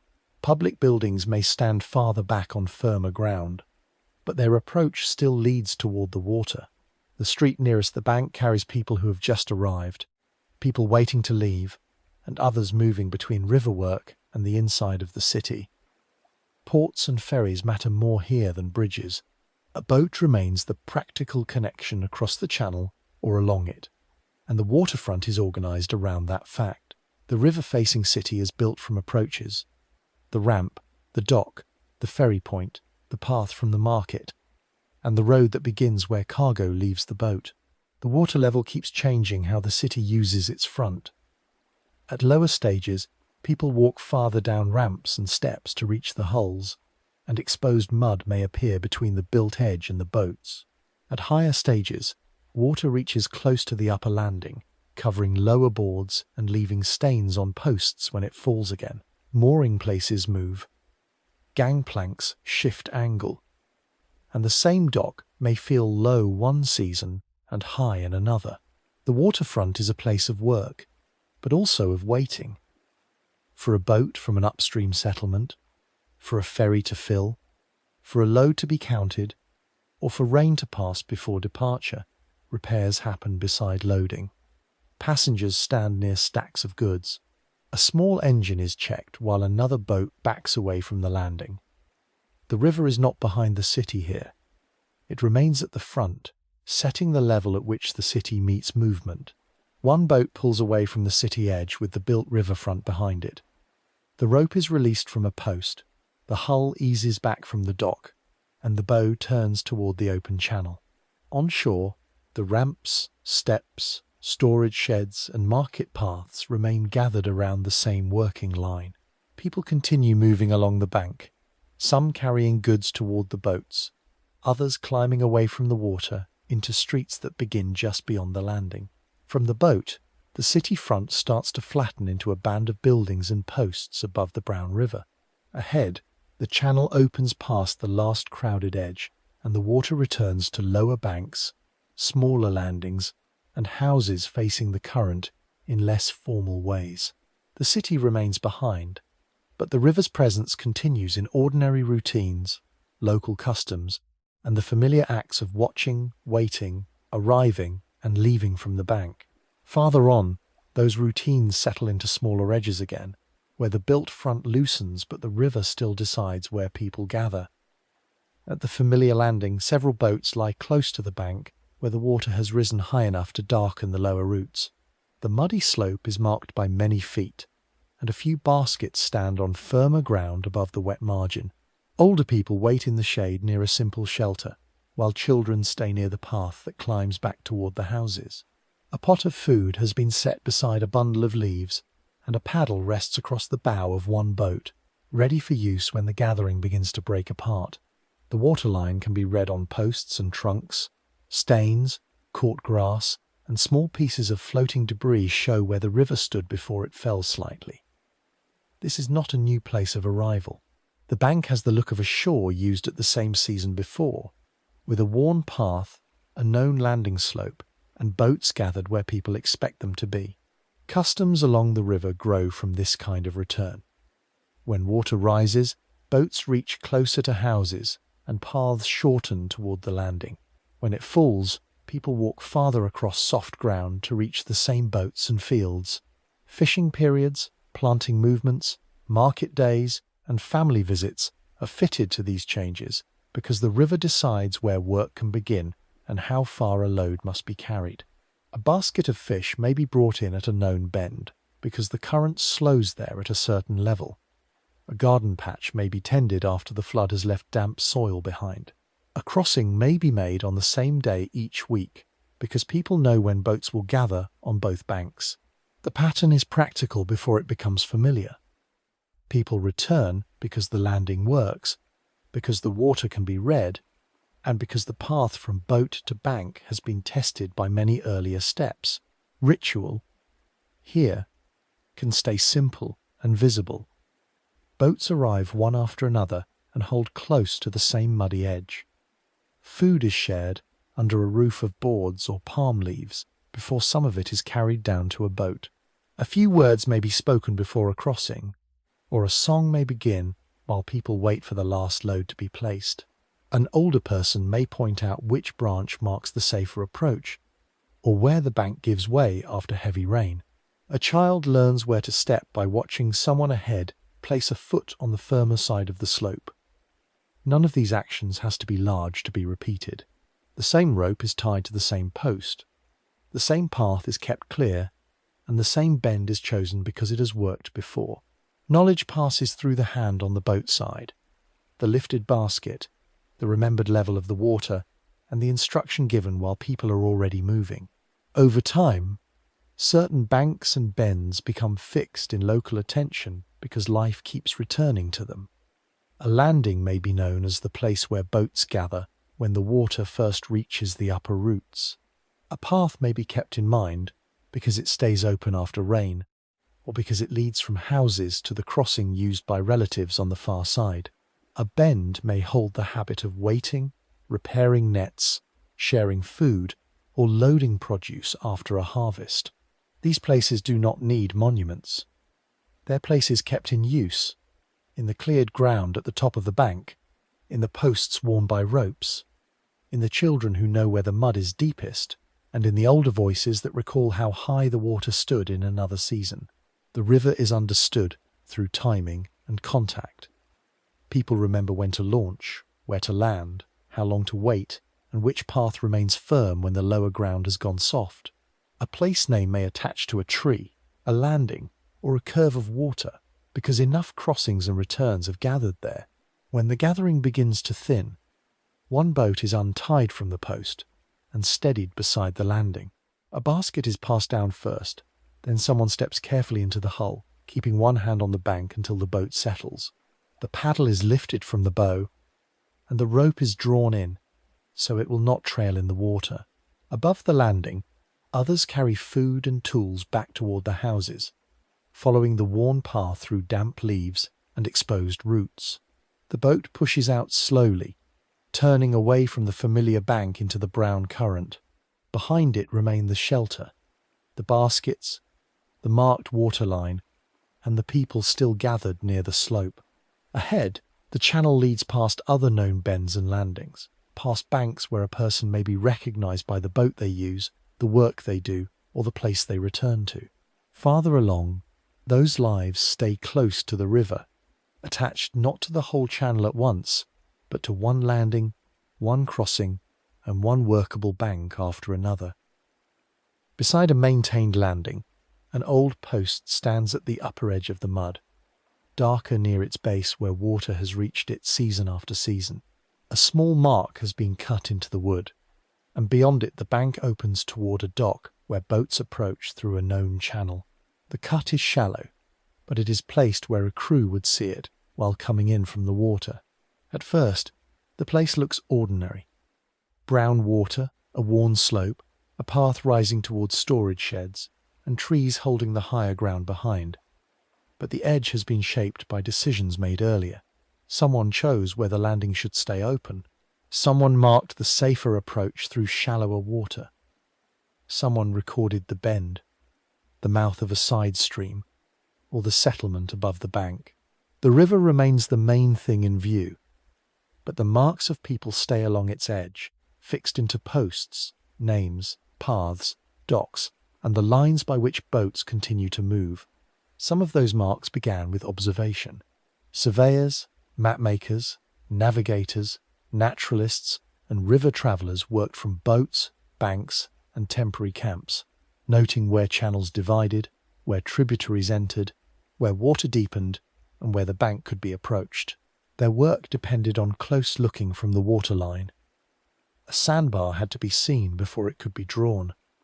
A flooded margin had to be crossed before its level could be understood. A side channel had to be followed far enough to know whether it joined another stretch of water or faded into wet ground. Naturalists described plants, fish, birds, insects, and river animals from places where they could be watched, collected, or carried back to a boat. Navigators remembered bends by the shape of the bank, by a high tree above the landing, or by the point where the current pressed hard against one side of the channel. When these observations entered notes, charts, and records, they stayed tied to mud, depth, current, and visible shore. Other marks came from people who organized access to the water. An official might choose which landing would be watched or used more formally. A mission leader might place buildings above a bank that could receive boats in more than one season.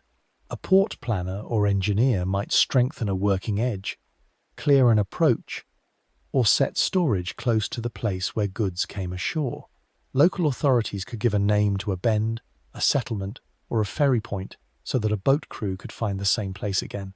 These actions were not only written in documents, they appeared on the bank as a cleared strip, a repaired dock, a line of mooring posts, a shed above flood level, or a path kept open between water and settlement.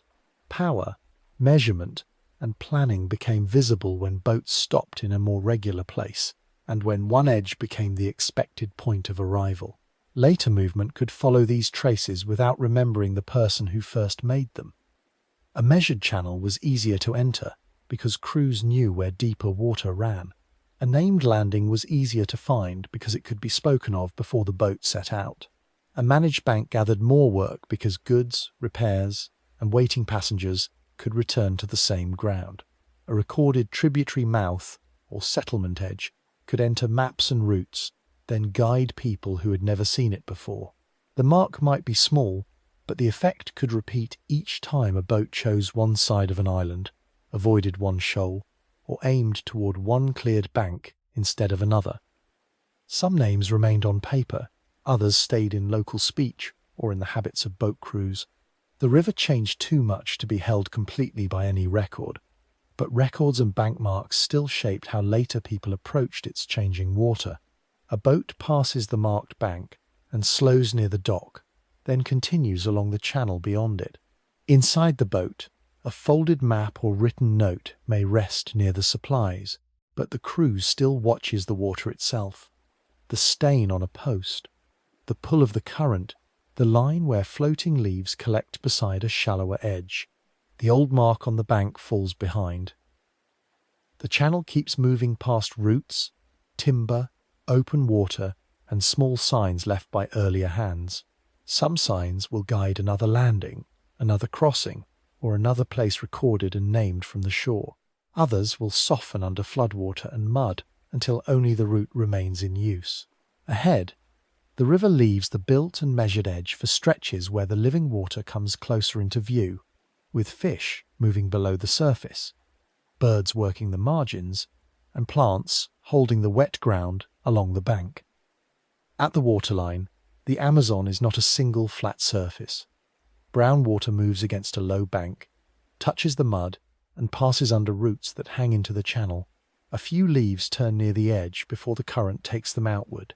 Small ripples appear beside submerged stems, where the water is shaded and shallow enough for the bottom to seem close.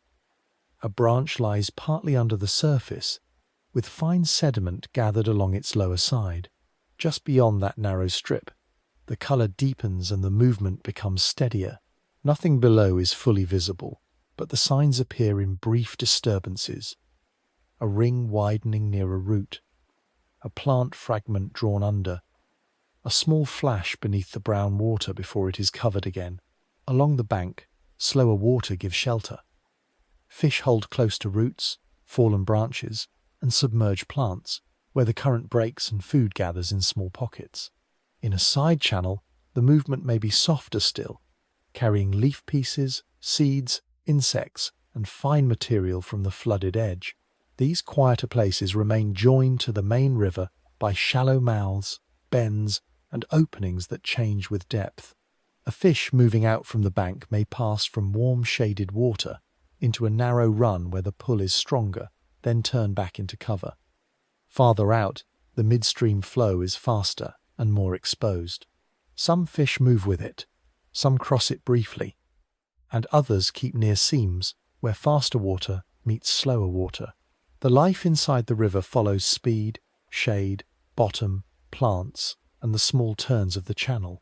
When the water rises, those divisions shift. The bank that was exposed becomes part of the river, and the first trees at the edge stand with water around their trunks. Roots that were dry for part of the year become underwater shelter.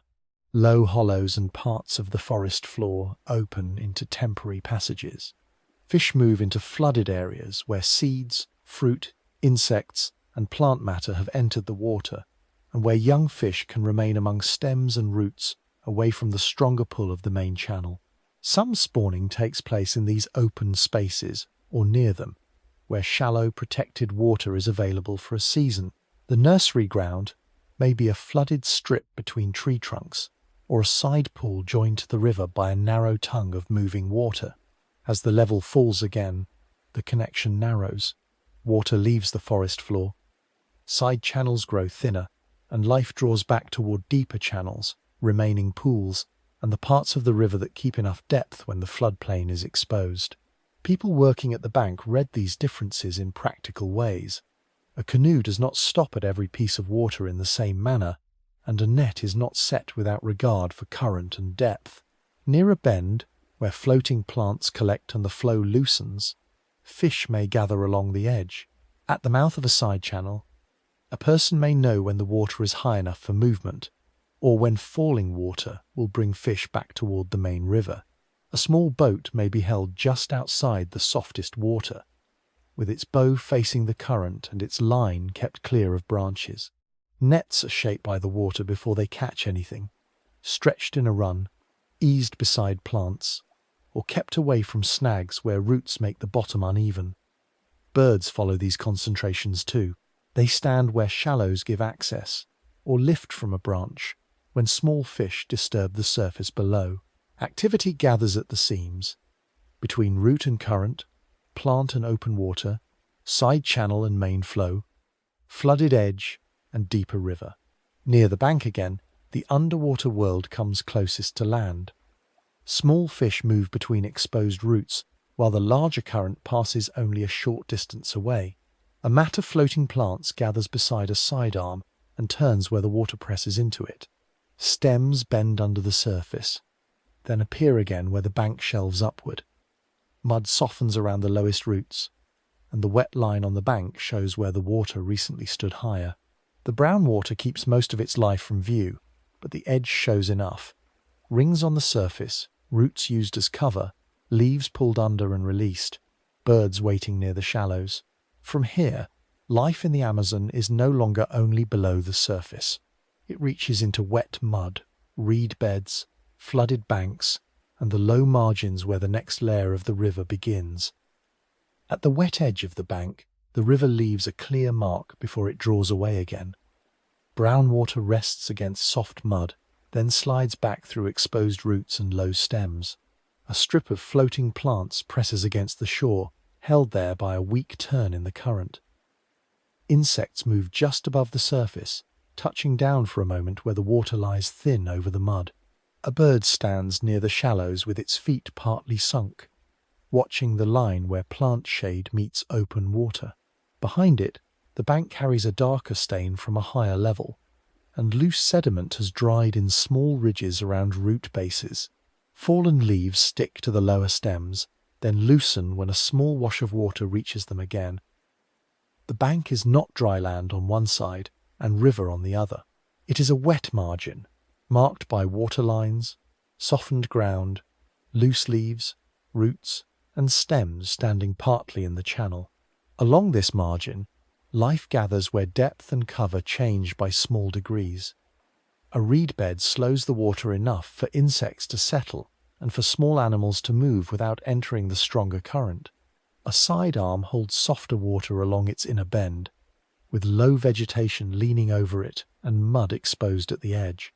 The floodplain begins in these uneven places, where the bank opens into damp ground instead of rising at once. Birds feed where the water is low enough to stand in, then rest for a while on branches over the channel.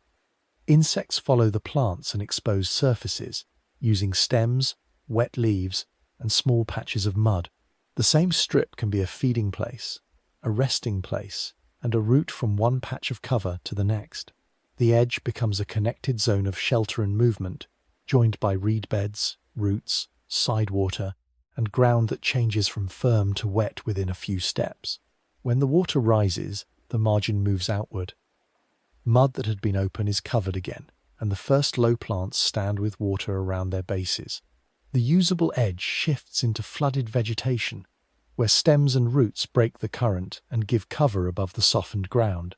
Birds that had stood on exposed mud move to branches, floating plants, or higher banks. Insects collect around leaves that remain above the surface, while other life uses the new shallow water among flooded stems. A low hollow that was only damp ground may become a narrow pool, and a shallow side opening may take enough water for movement through it. When the level falls, the margin returns in another form. Pools remain in hollows. Damp mud appears at the base of roots. Small channels hold water for a time after the main edge has drawn away. Feeding places become tighter, with fish, insects, and plant fragments held in smaller patches of shallow water. The river edge is not fixed. Season by season, it leaves one kind of habitat when water spreads, and another when it pulls back. Animals follow that shifting line because the useful edge does not stay in one place for long. A bird may work along a new strip of mud after falling water has exposed it, then move to flooded stems when the level rises again. Insects gather where damp surfaces and low plants remain available.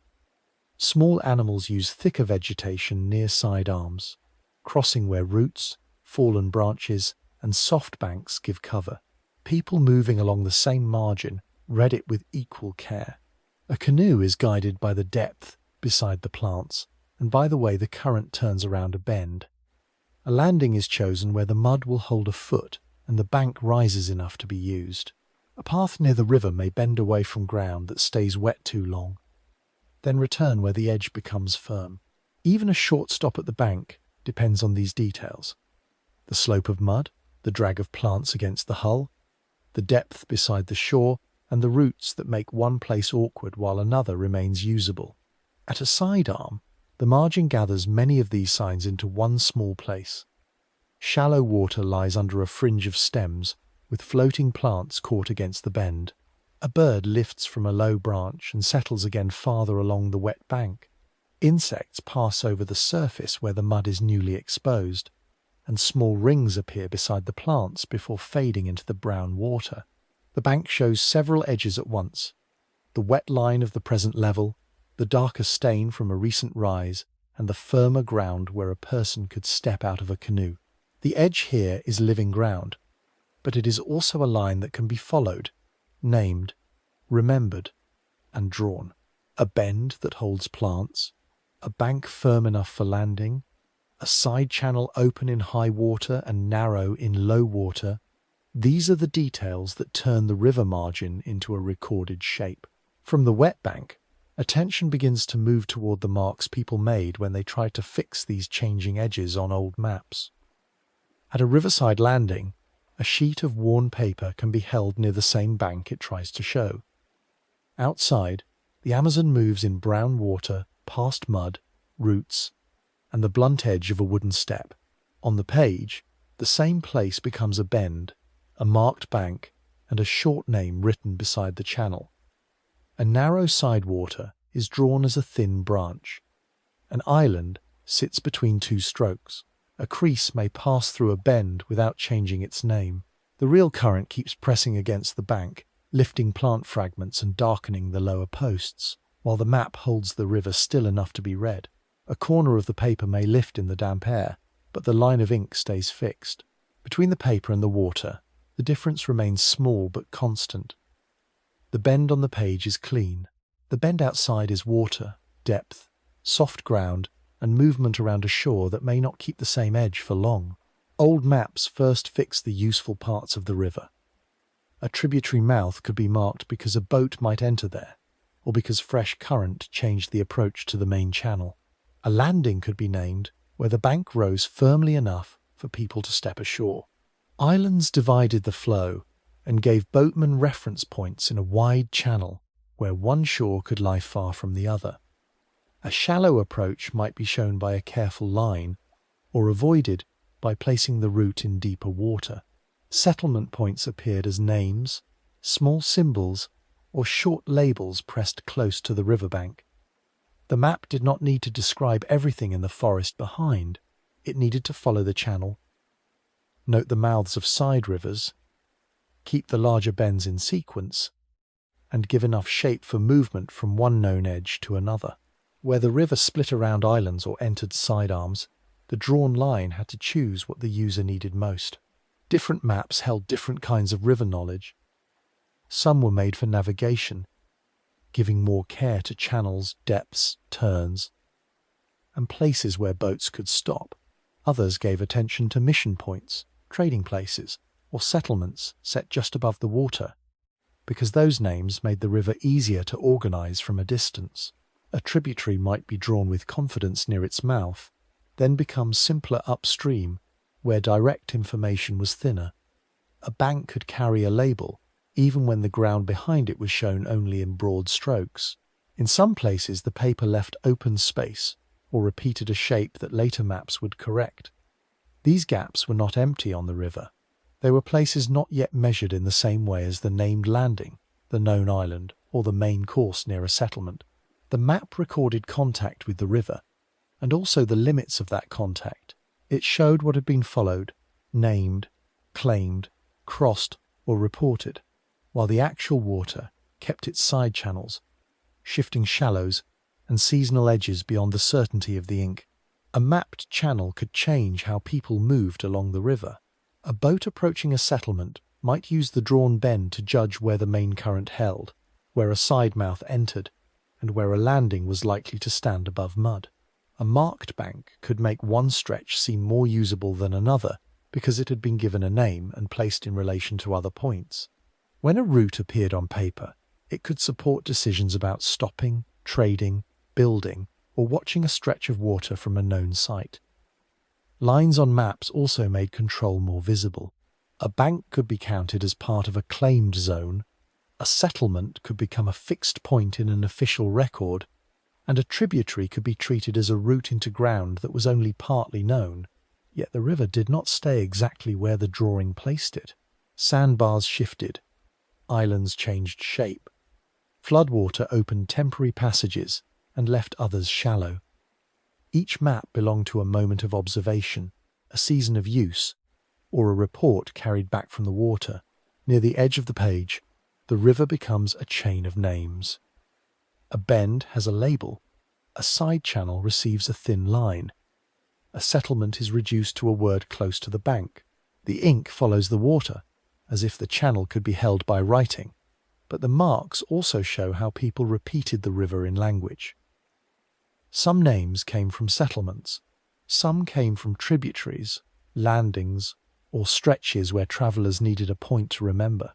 Beside the real bank, the same names would have been spoken before they were written down, used in directions, trade, work, and return journeys. On the old map, they sit beside the drawn course, turning bends and mouths into readable places. The paper still points back to mud, current, routes, and landing posts.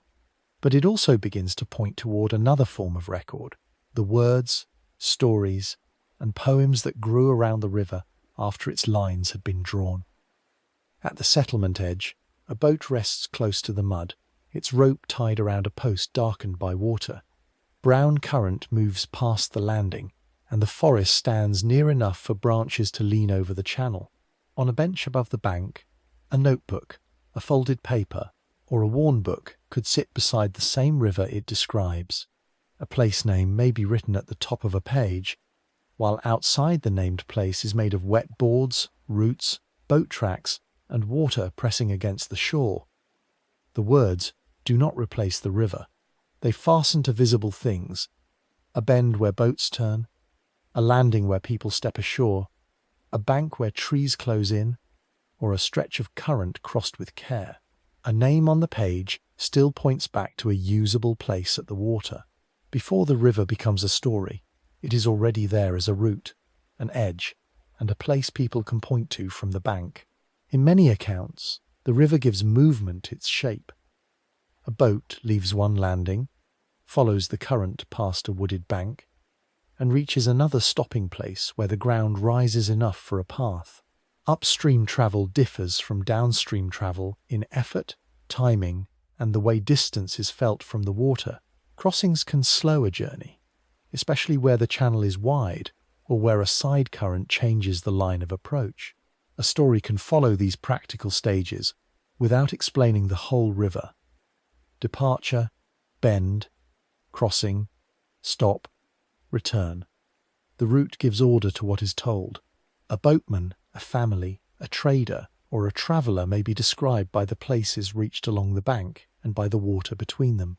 Even a short journey can become a sequence of named edges, with each pause fixed to a bank, a mouth of water, or a settlement visible beyond the landing. The same river edge also gives stories their settings. A bank can hold separation, with one person on the boat and another on the shore.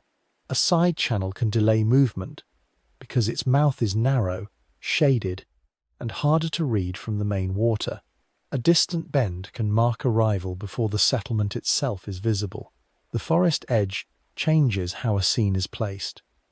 Trees close to the channel keep the water enclosed, while a wider reach gives more distance between banks.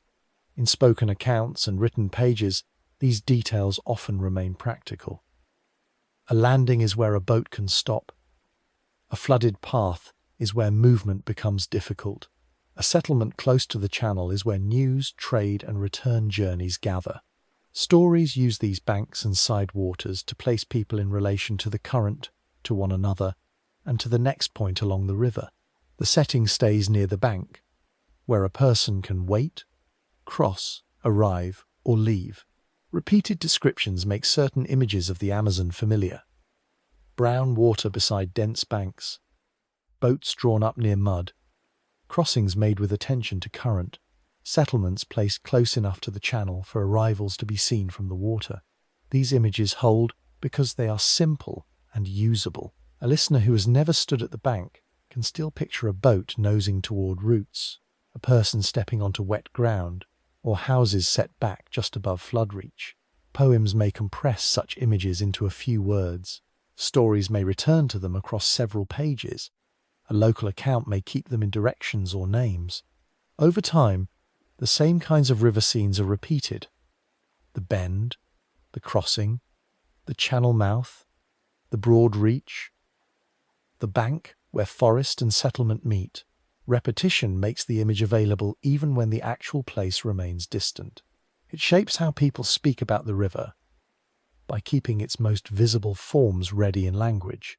One written image is enough to bring the page back to the water, a named bend beside forest, a canoe route from one landing to another, or a line that places brown current against a low bank. The description may be brief, but it carries a real arrangement of water, ground, and movement. A bend has a direction, a landing has a usable slope. A boat route has effort built into it, depending on current and distance. The words remain close to the same things old maps tried to mark: banks, names, channels, and stopping places. Once the river is written this way, it can also be held beside other rivers in thought. Its brown water, flooded margins, wide reaches, and forested banks can be compared with different channels elsewhere, not as a ranking, but as a way of seeing its shape more clearly. The written bank remains close to mud and current, yet it also allows the river to be placed beside another channel, another crossing, another kind of edge.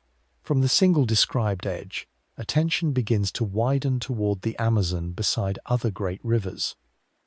Beside the Amazon, comparison begins before any other river is named. Brown water fills the view, broad enough for the opposite bank to sit low and distant under the forest edge. Floating plants move along the current in loose mats, then gather near the mouth of a side channel where the flow turns inward. The bank is soft, cut by water, and marked by roots that have stood through more than one level. A boat near the landing rests against a shore that is not sharply separate from the channel. Behind it, wet ground, plants, and shallow water continue inland. The river does not appear only as a line between two banks. It occupies a corridor of current, side water, floodplain, and forest edge, with the main channel only one part of the larger river world. Even from one landing, its scale is not only across the surface, but sideways into the low ground that water can reach. The first comparison is already visible in the width of water, and in the land beside it that has not fully dried. Placed beside other major rivers, the Amazon is not defined only by length. The Nile is often followed as a long course through dry country and settled valley. The Mississippi is often pictured through its main channel, levees, bends, and working traffic. The Amazon can be set beside both, but it keeps returning to another measure: the amount of water moving through it and the breadth of the wet spaces joined to it. Its current carries exceptional volume, giving weight to side channels, flooded margins, and broad reaches where the river is more than one navigable thread. A bend may not be only a curve in the channel. It may sit beside backwater, low forest, and temporary routes opened by rising levels. The comparison returns to the bank, where the brown water is not simply passing by, but feeding a larger system of connected wet edges. Its behaviour also differs from rivers held more tightly inside fixed walls, narrow valleys, or engineered routes.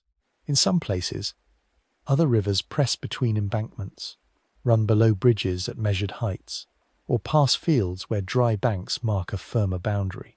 The Amazon has towns, ports, crossings, and managed edges too, but much of its character remains tied to floodplain movement. Water rises into forest, enters side arms, covers low ground, and later withdraws to leave mud, pools, plant fragments, and new working edges along the bank. The flooded forest is not separate from the river. For part of the year, it becomes part of the river's usable space. A channel that seems secondary in one season can carry movement in another.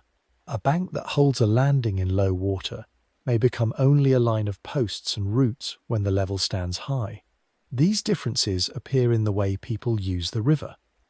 On a narrower or more fixed river, a bridge, a levee road, or a single quay may give settlement a firm relation to the channel. Along the Amazon, that relation is often more adjustable. A landing may move with the water level. A canoe route may change with side channels and submerged forest. A settlement close to the bank has to read mud, depth, current, and the seasonal reach of water before it can depend on one edge. Navigation is not only a matter of following a line downstream. It also means choosing which channel is open, which bend can be approached, where floating plants have gathered, and where the bank will hold. Mapping the Amazon carries the same difficulty. A drawn course can show the main channel, but the lived river includes margins that open, close, soften, and return. Beside rivers where banks are more stable or more controlled, the Amazon keeps land and water in the same frame. Back at the bank, the comparison begins to fall away.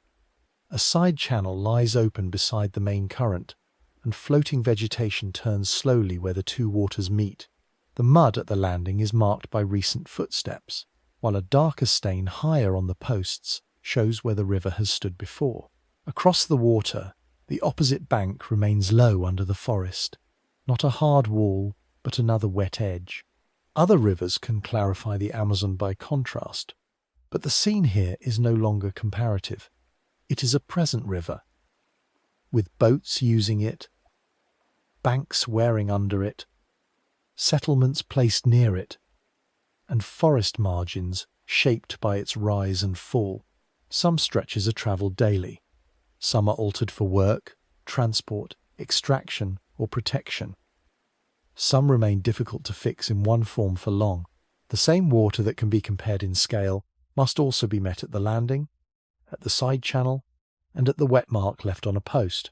From this bank, attention turns from comparison to the Amazon as it exists now, used and pressured, maintained in places, watched in others, and still moving through the present day. At a present-day riverfront, the Amazon comes close to the town through work. Boats are tied along wooden docks and muddy slopes, their ropes fixed to posts, worn smooth by use. A fuel point stands near the landing, with drums, hoses, and a narrow plank where people step carefully above the wet bank. Cargo waits under a roof of corrugated metal. Sacks, boxes, spare parts, and bundled goods kept just far enough from the water. Houses stand behind the river edge, reached by short paths where footprints cut through mud. A small wake knocks once against the lowest board and leaves a wet mark below the cargo roof. A few pieces of floating debris move past the hulls before the current takes them beyond the dock. The bank is partly built and partly soft ground, with boards, steps, roots, and eroded soil meeting at the same working edge. Movement along the river is organized through these edges. A ferry approaches where the bank has been kept open, slowing before it reaches the landing. A cargo boat holds its line in the current, while people on shore make space for unloading. In many places, the river remains the main route between settlements, because water joins communities that roads reach unevenly or do not reach at all. Ports and landing points give daily travel a pattern. People arrive with bags, supplies move from boat to shore, and small vessels wait for the next run along the channel. Bridges exist in limited places, but long stretches still depend on boats, ferries, and river routes. A road may begin at the water, with the landing acting as the first usable part of the route.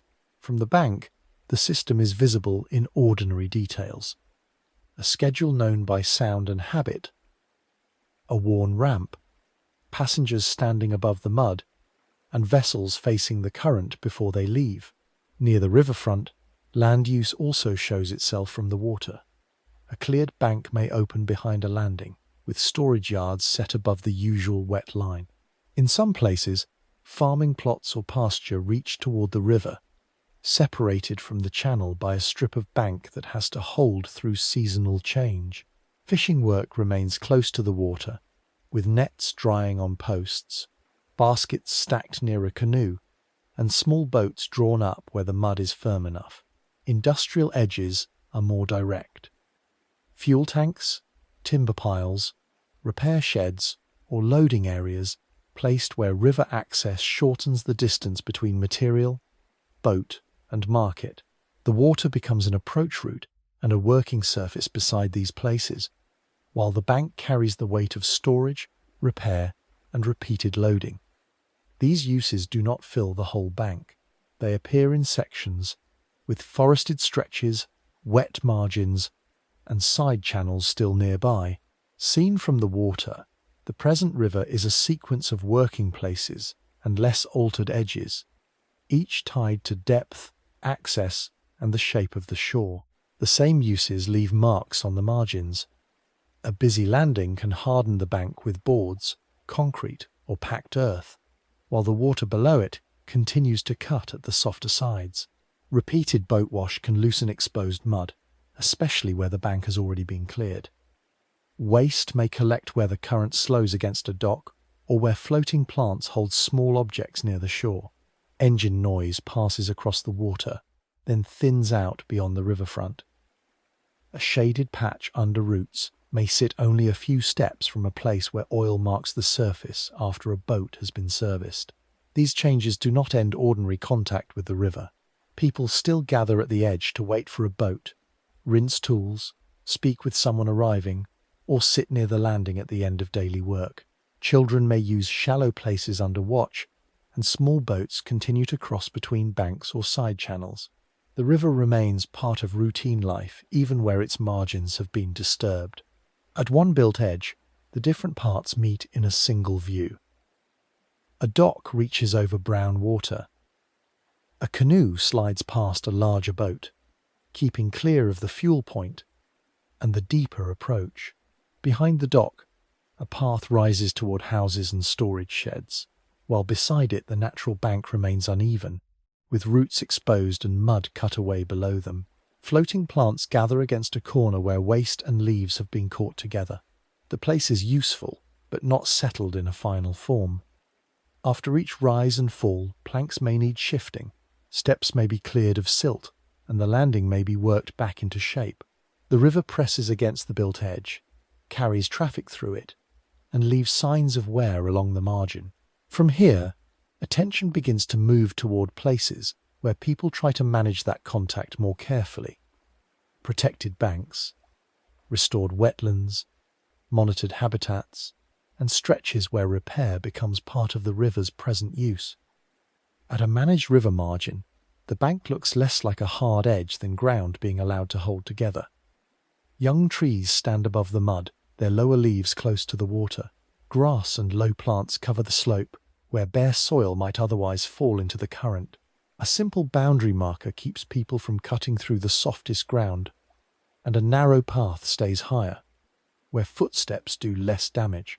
Beside the main channel, side water has returned through a shallow opening, moving slowly into low ground behind the bank. Boats pass in the known channel rather than pressing into the planted edge. The place is still part of a working river, but the margin has been handled differently. Less weight on the mud, more cover on the soil, and a small space where water can enter without being forced away at once. Protection along the Amazon often begins with these practical edges. Vegetation holds bank soil with roots, slows runoff from higher ground, and shades the shallow water near the shore. A floodplain wetland can take in rising water and release it more slowly when levels fall.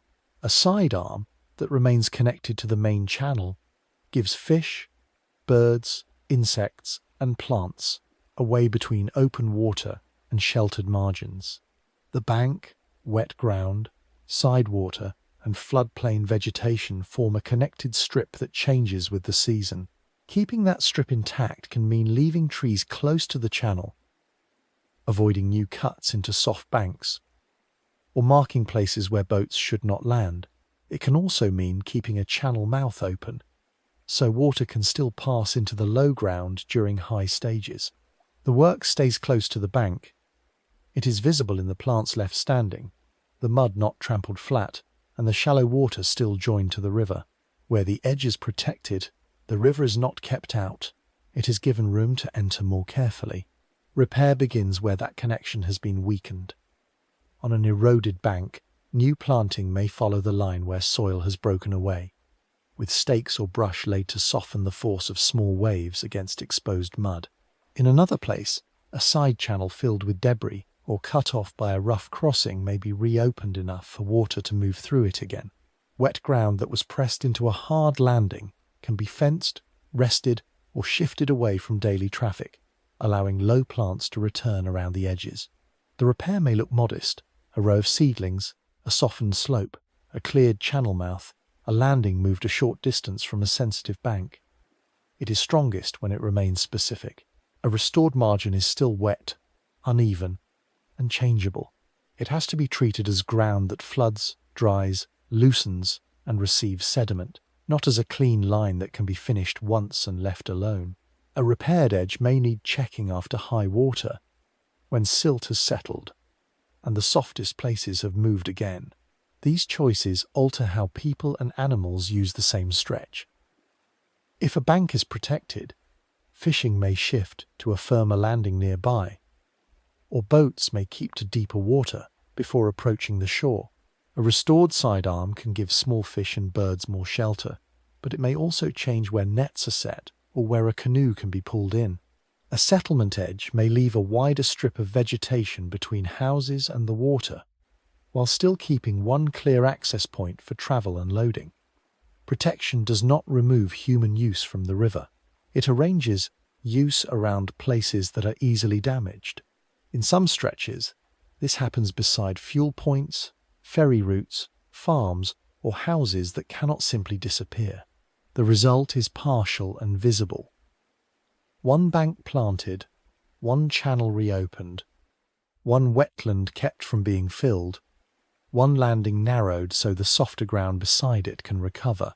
The river remains in use, but its margins are not treated only as empty space for the next path, dock, or cut. At the restored edge, water, mud, plants, and side current meet in a small, practical arrangement. The main river moves past in brown flow, while slower water enters a low opening behind young stems. Mud gathers at the foot of the bank, but roots and planted cover hold parts of the slope together. A boat passes outside the protected strip, and the wake reaches the plants with less force than it would against bare soil. Beyond the edge, wet ground lies ready to take water when the level rises again. This is repair, but it is also an admission that the river will not stay even. The planted bank will face high water, falling water, soft mud, exposed roots, and seasons when access becomes harder. A marker may lean after a flood. A path may need to be moved again. From this managed margin, attention moves toward the conditions that cannot be arranged in advance. Flood, low water, drying pools, rising channels, and the uncertain balance between river behavior and human plans. At the bank, the record of water height is written on ordinary things. A post beside the landing is stained in several bands, darker near the top where high water once reached it, lighter near the foot where mud has dried and cracked. Steps that lead down to the river end, above exposed ground for part of the year, then disappear under brown water when the level rises. Roots hang out from the cut bank, with plant fragments caught against them and a line of dried leaves left where the current stood. A canoe pulled close to shore rests easily at one height and has to be dragged across mud at another. The landing works only when water, slope, and depth meet in the right way. At this edge, flood and low water are not distant conditions. They appear as stains on wood, softened banks, stranded vegetation, and a path that changes where it can be used. When the river rises, it spreads first into the lowest ground.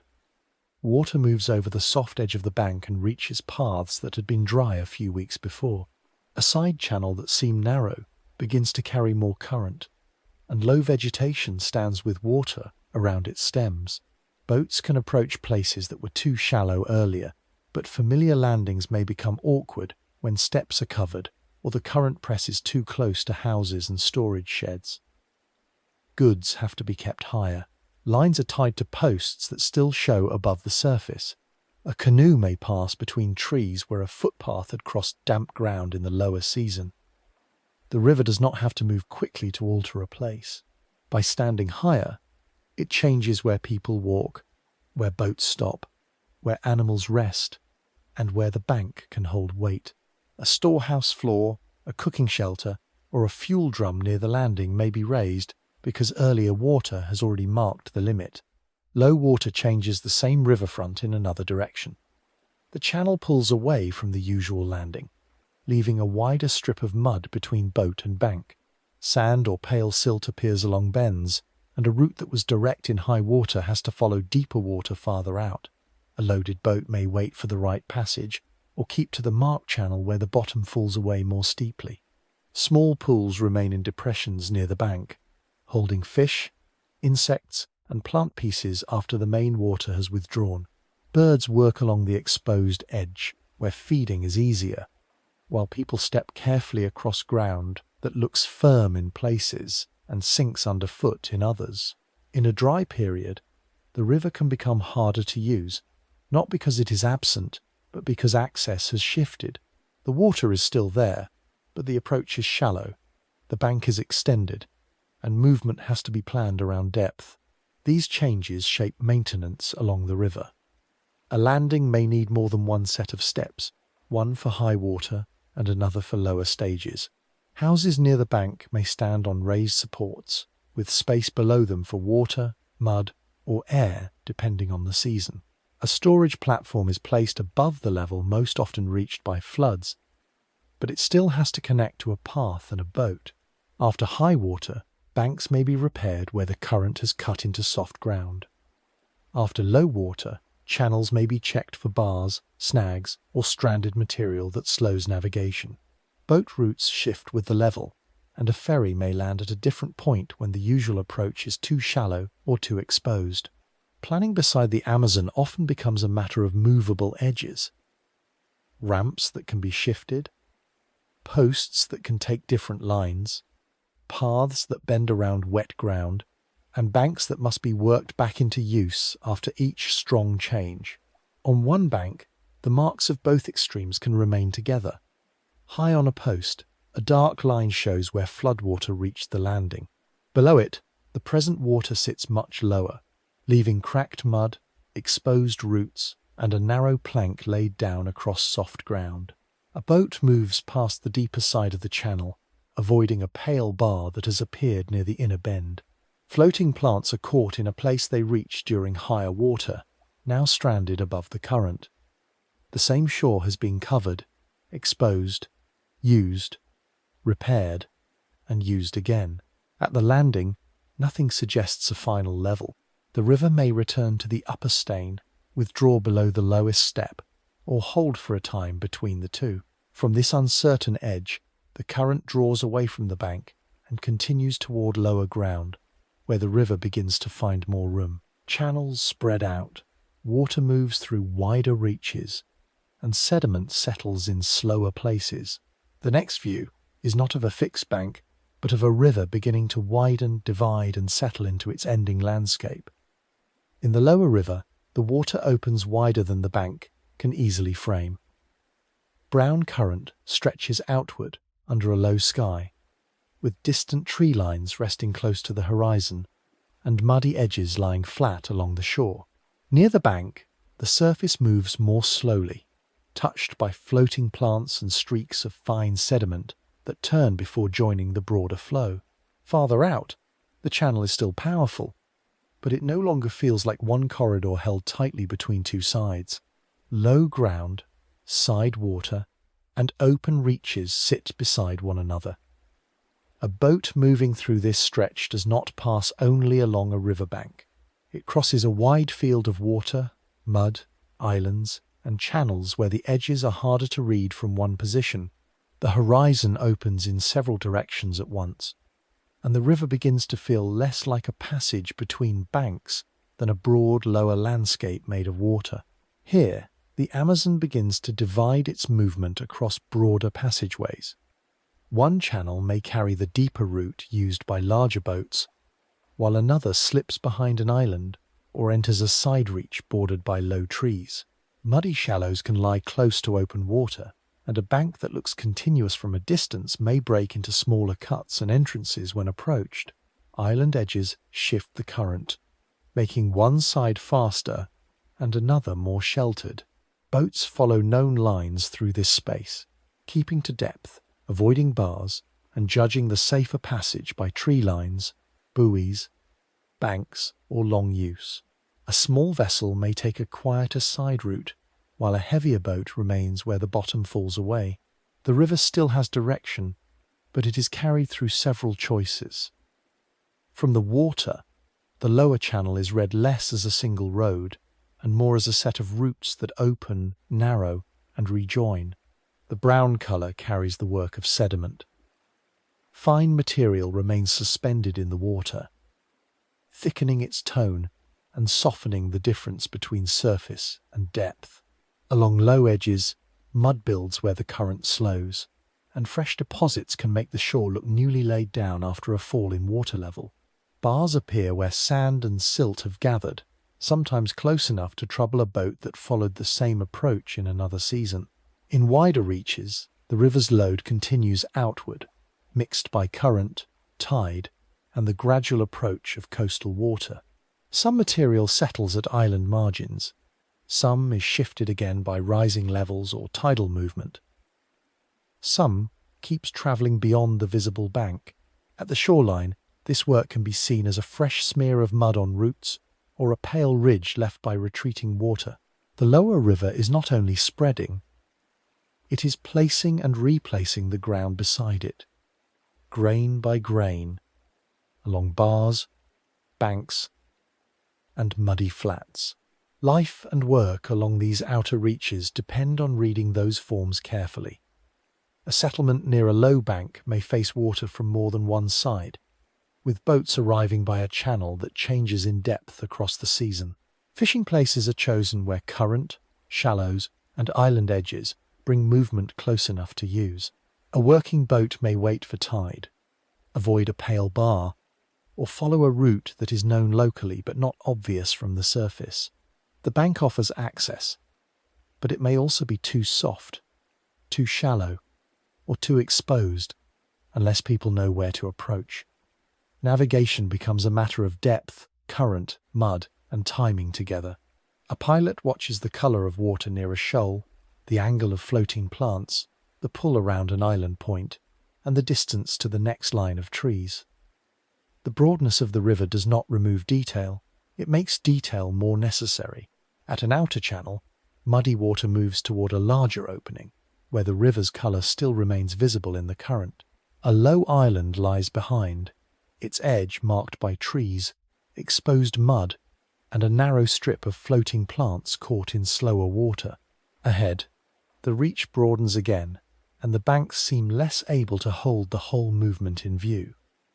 A boat leaves a faint wake that spreads across the brown surface and loses itself among small ridges of tide and current. The water carries sediment, leaves, working boats, and the marks of many upstream places into a reach that is wider, more tidal, and closer to the sea. Nothing here closes the river neatly. It remains current, color, depth, and suspended earth, moving through channels that divide and gather again. From this outer reach, the final view can begin to connect the high source waters, the long forest course, the settled banks, and this broad brown movement toward open water. In the lower Amazon, the river reaches its outer water in broad brown channels. Low islands stand between the passages, with tree lines close to muddy edges where fresh sediment has settled. The banks are soft and flat, marked by roots, wet silt, and floating plants caught where the current turns. Farther out, the surface widens under open sky, and the water begins to take on the movement of tide as it nears the Atlantic. A boat crossing this reach leaves a low wake that spreads across suspended sediment and fades into the heavier surface. The river is still visible as color, current, bank, and channel, but the sea is close enough to begin changing the water ahead. This wide ending is joined to much smaller water far upstream.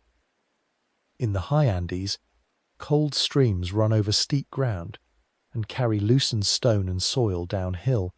Early channels gather into larger water, and tributaries add sediment, force, and seasonal change.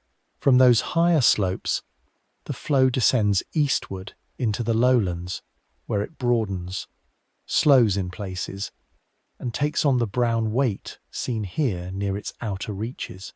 The water at the mouth has been enlarged by distance, by side rivers, by floodplain storage, and by the long descent from steep ground into lower land. Across that course, the river changes form many times without breaking apart. Mountain water becomes lowland current. A narrow reach becomes a wider channel. Banks give way to floodplain edges, side arms, island margins, and broad passages near the end. People use the parts that can be reached: a firm bank above high water, a landing where boats can stop, a channel known well enough for regular travel. Fish move through current and flooded margins. Plants collect in slower water. Sediment settles where the river loses force, along mudflats and bars. Each change leaves its mark on the water and on the land beside it. The Amazon is held together by these joined parts, not by one fixed shape. Tributaries enter and change the color, depth, and force of the main flow. Banks are cut, rebuilt, and used again. Floodplain forest receives water when levels rise, and wet ground releases it when levels fall. Boats follow known channels through bends, side waters, and open reaches. Towns halt to higher ground, where the bank gives enough room for paths, storage, and landings. In the lower river, sediment carried from far upstream helps shape muddy edges and shallow bars, so that even near the mouth the river still carries the work of its upper course. In the final landscape, those connections are visible again. Brown water moves between low islands and broad channels, carrying fine material that thickens the color near the banks.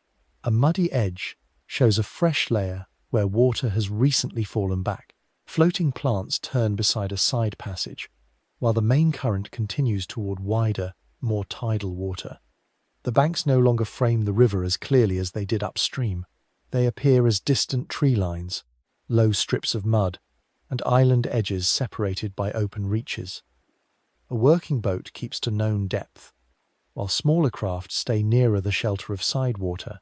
The river's ending is spread across several channels, not held in one narrow mouth. At the outer reach, the brown current moves towards saltier water and a wider horizon.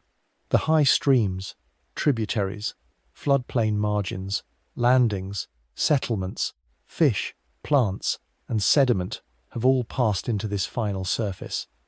But they do not need to be naïred one by one. They remain in the colour of the water, the low banks, the soft mud, the divided channels, and the slow mixing at the edge of the Atlantic. The last tree lines fall farther apart.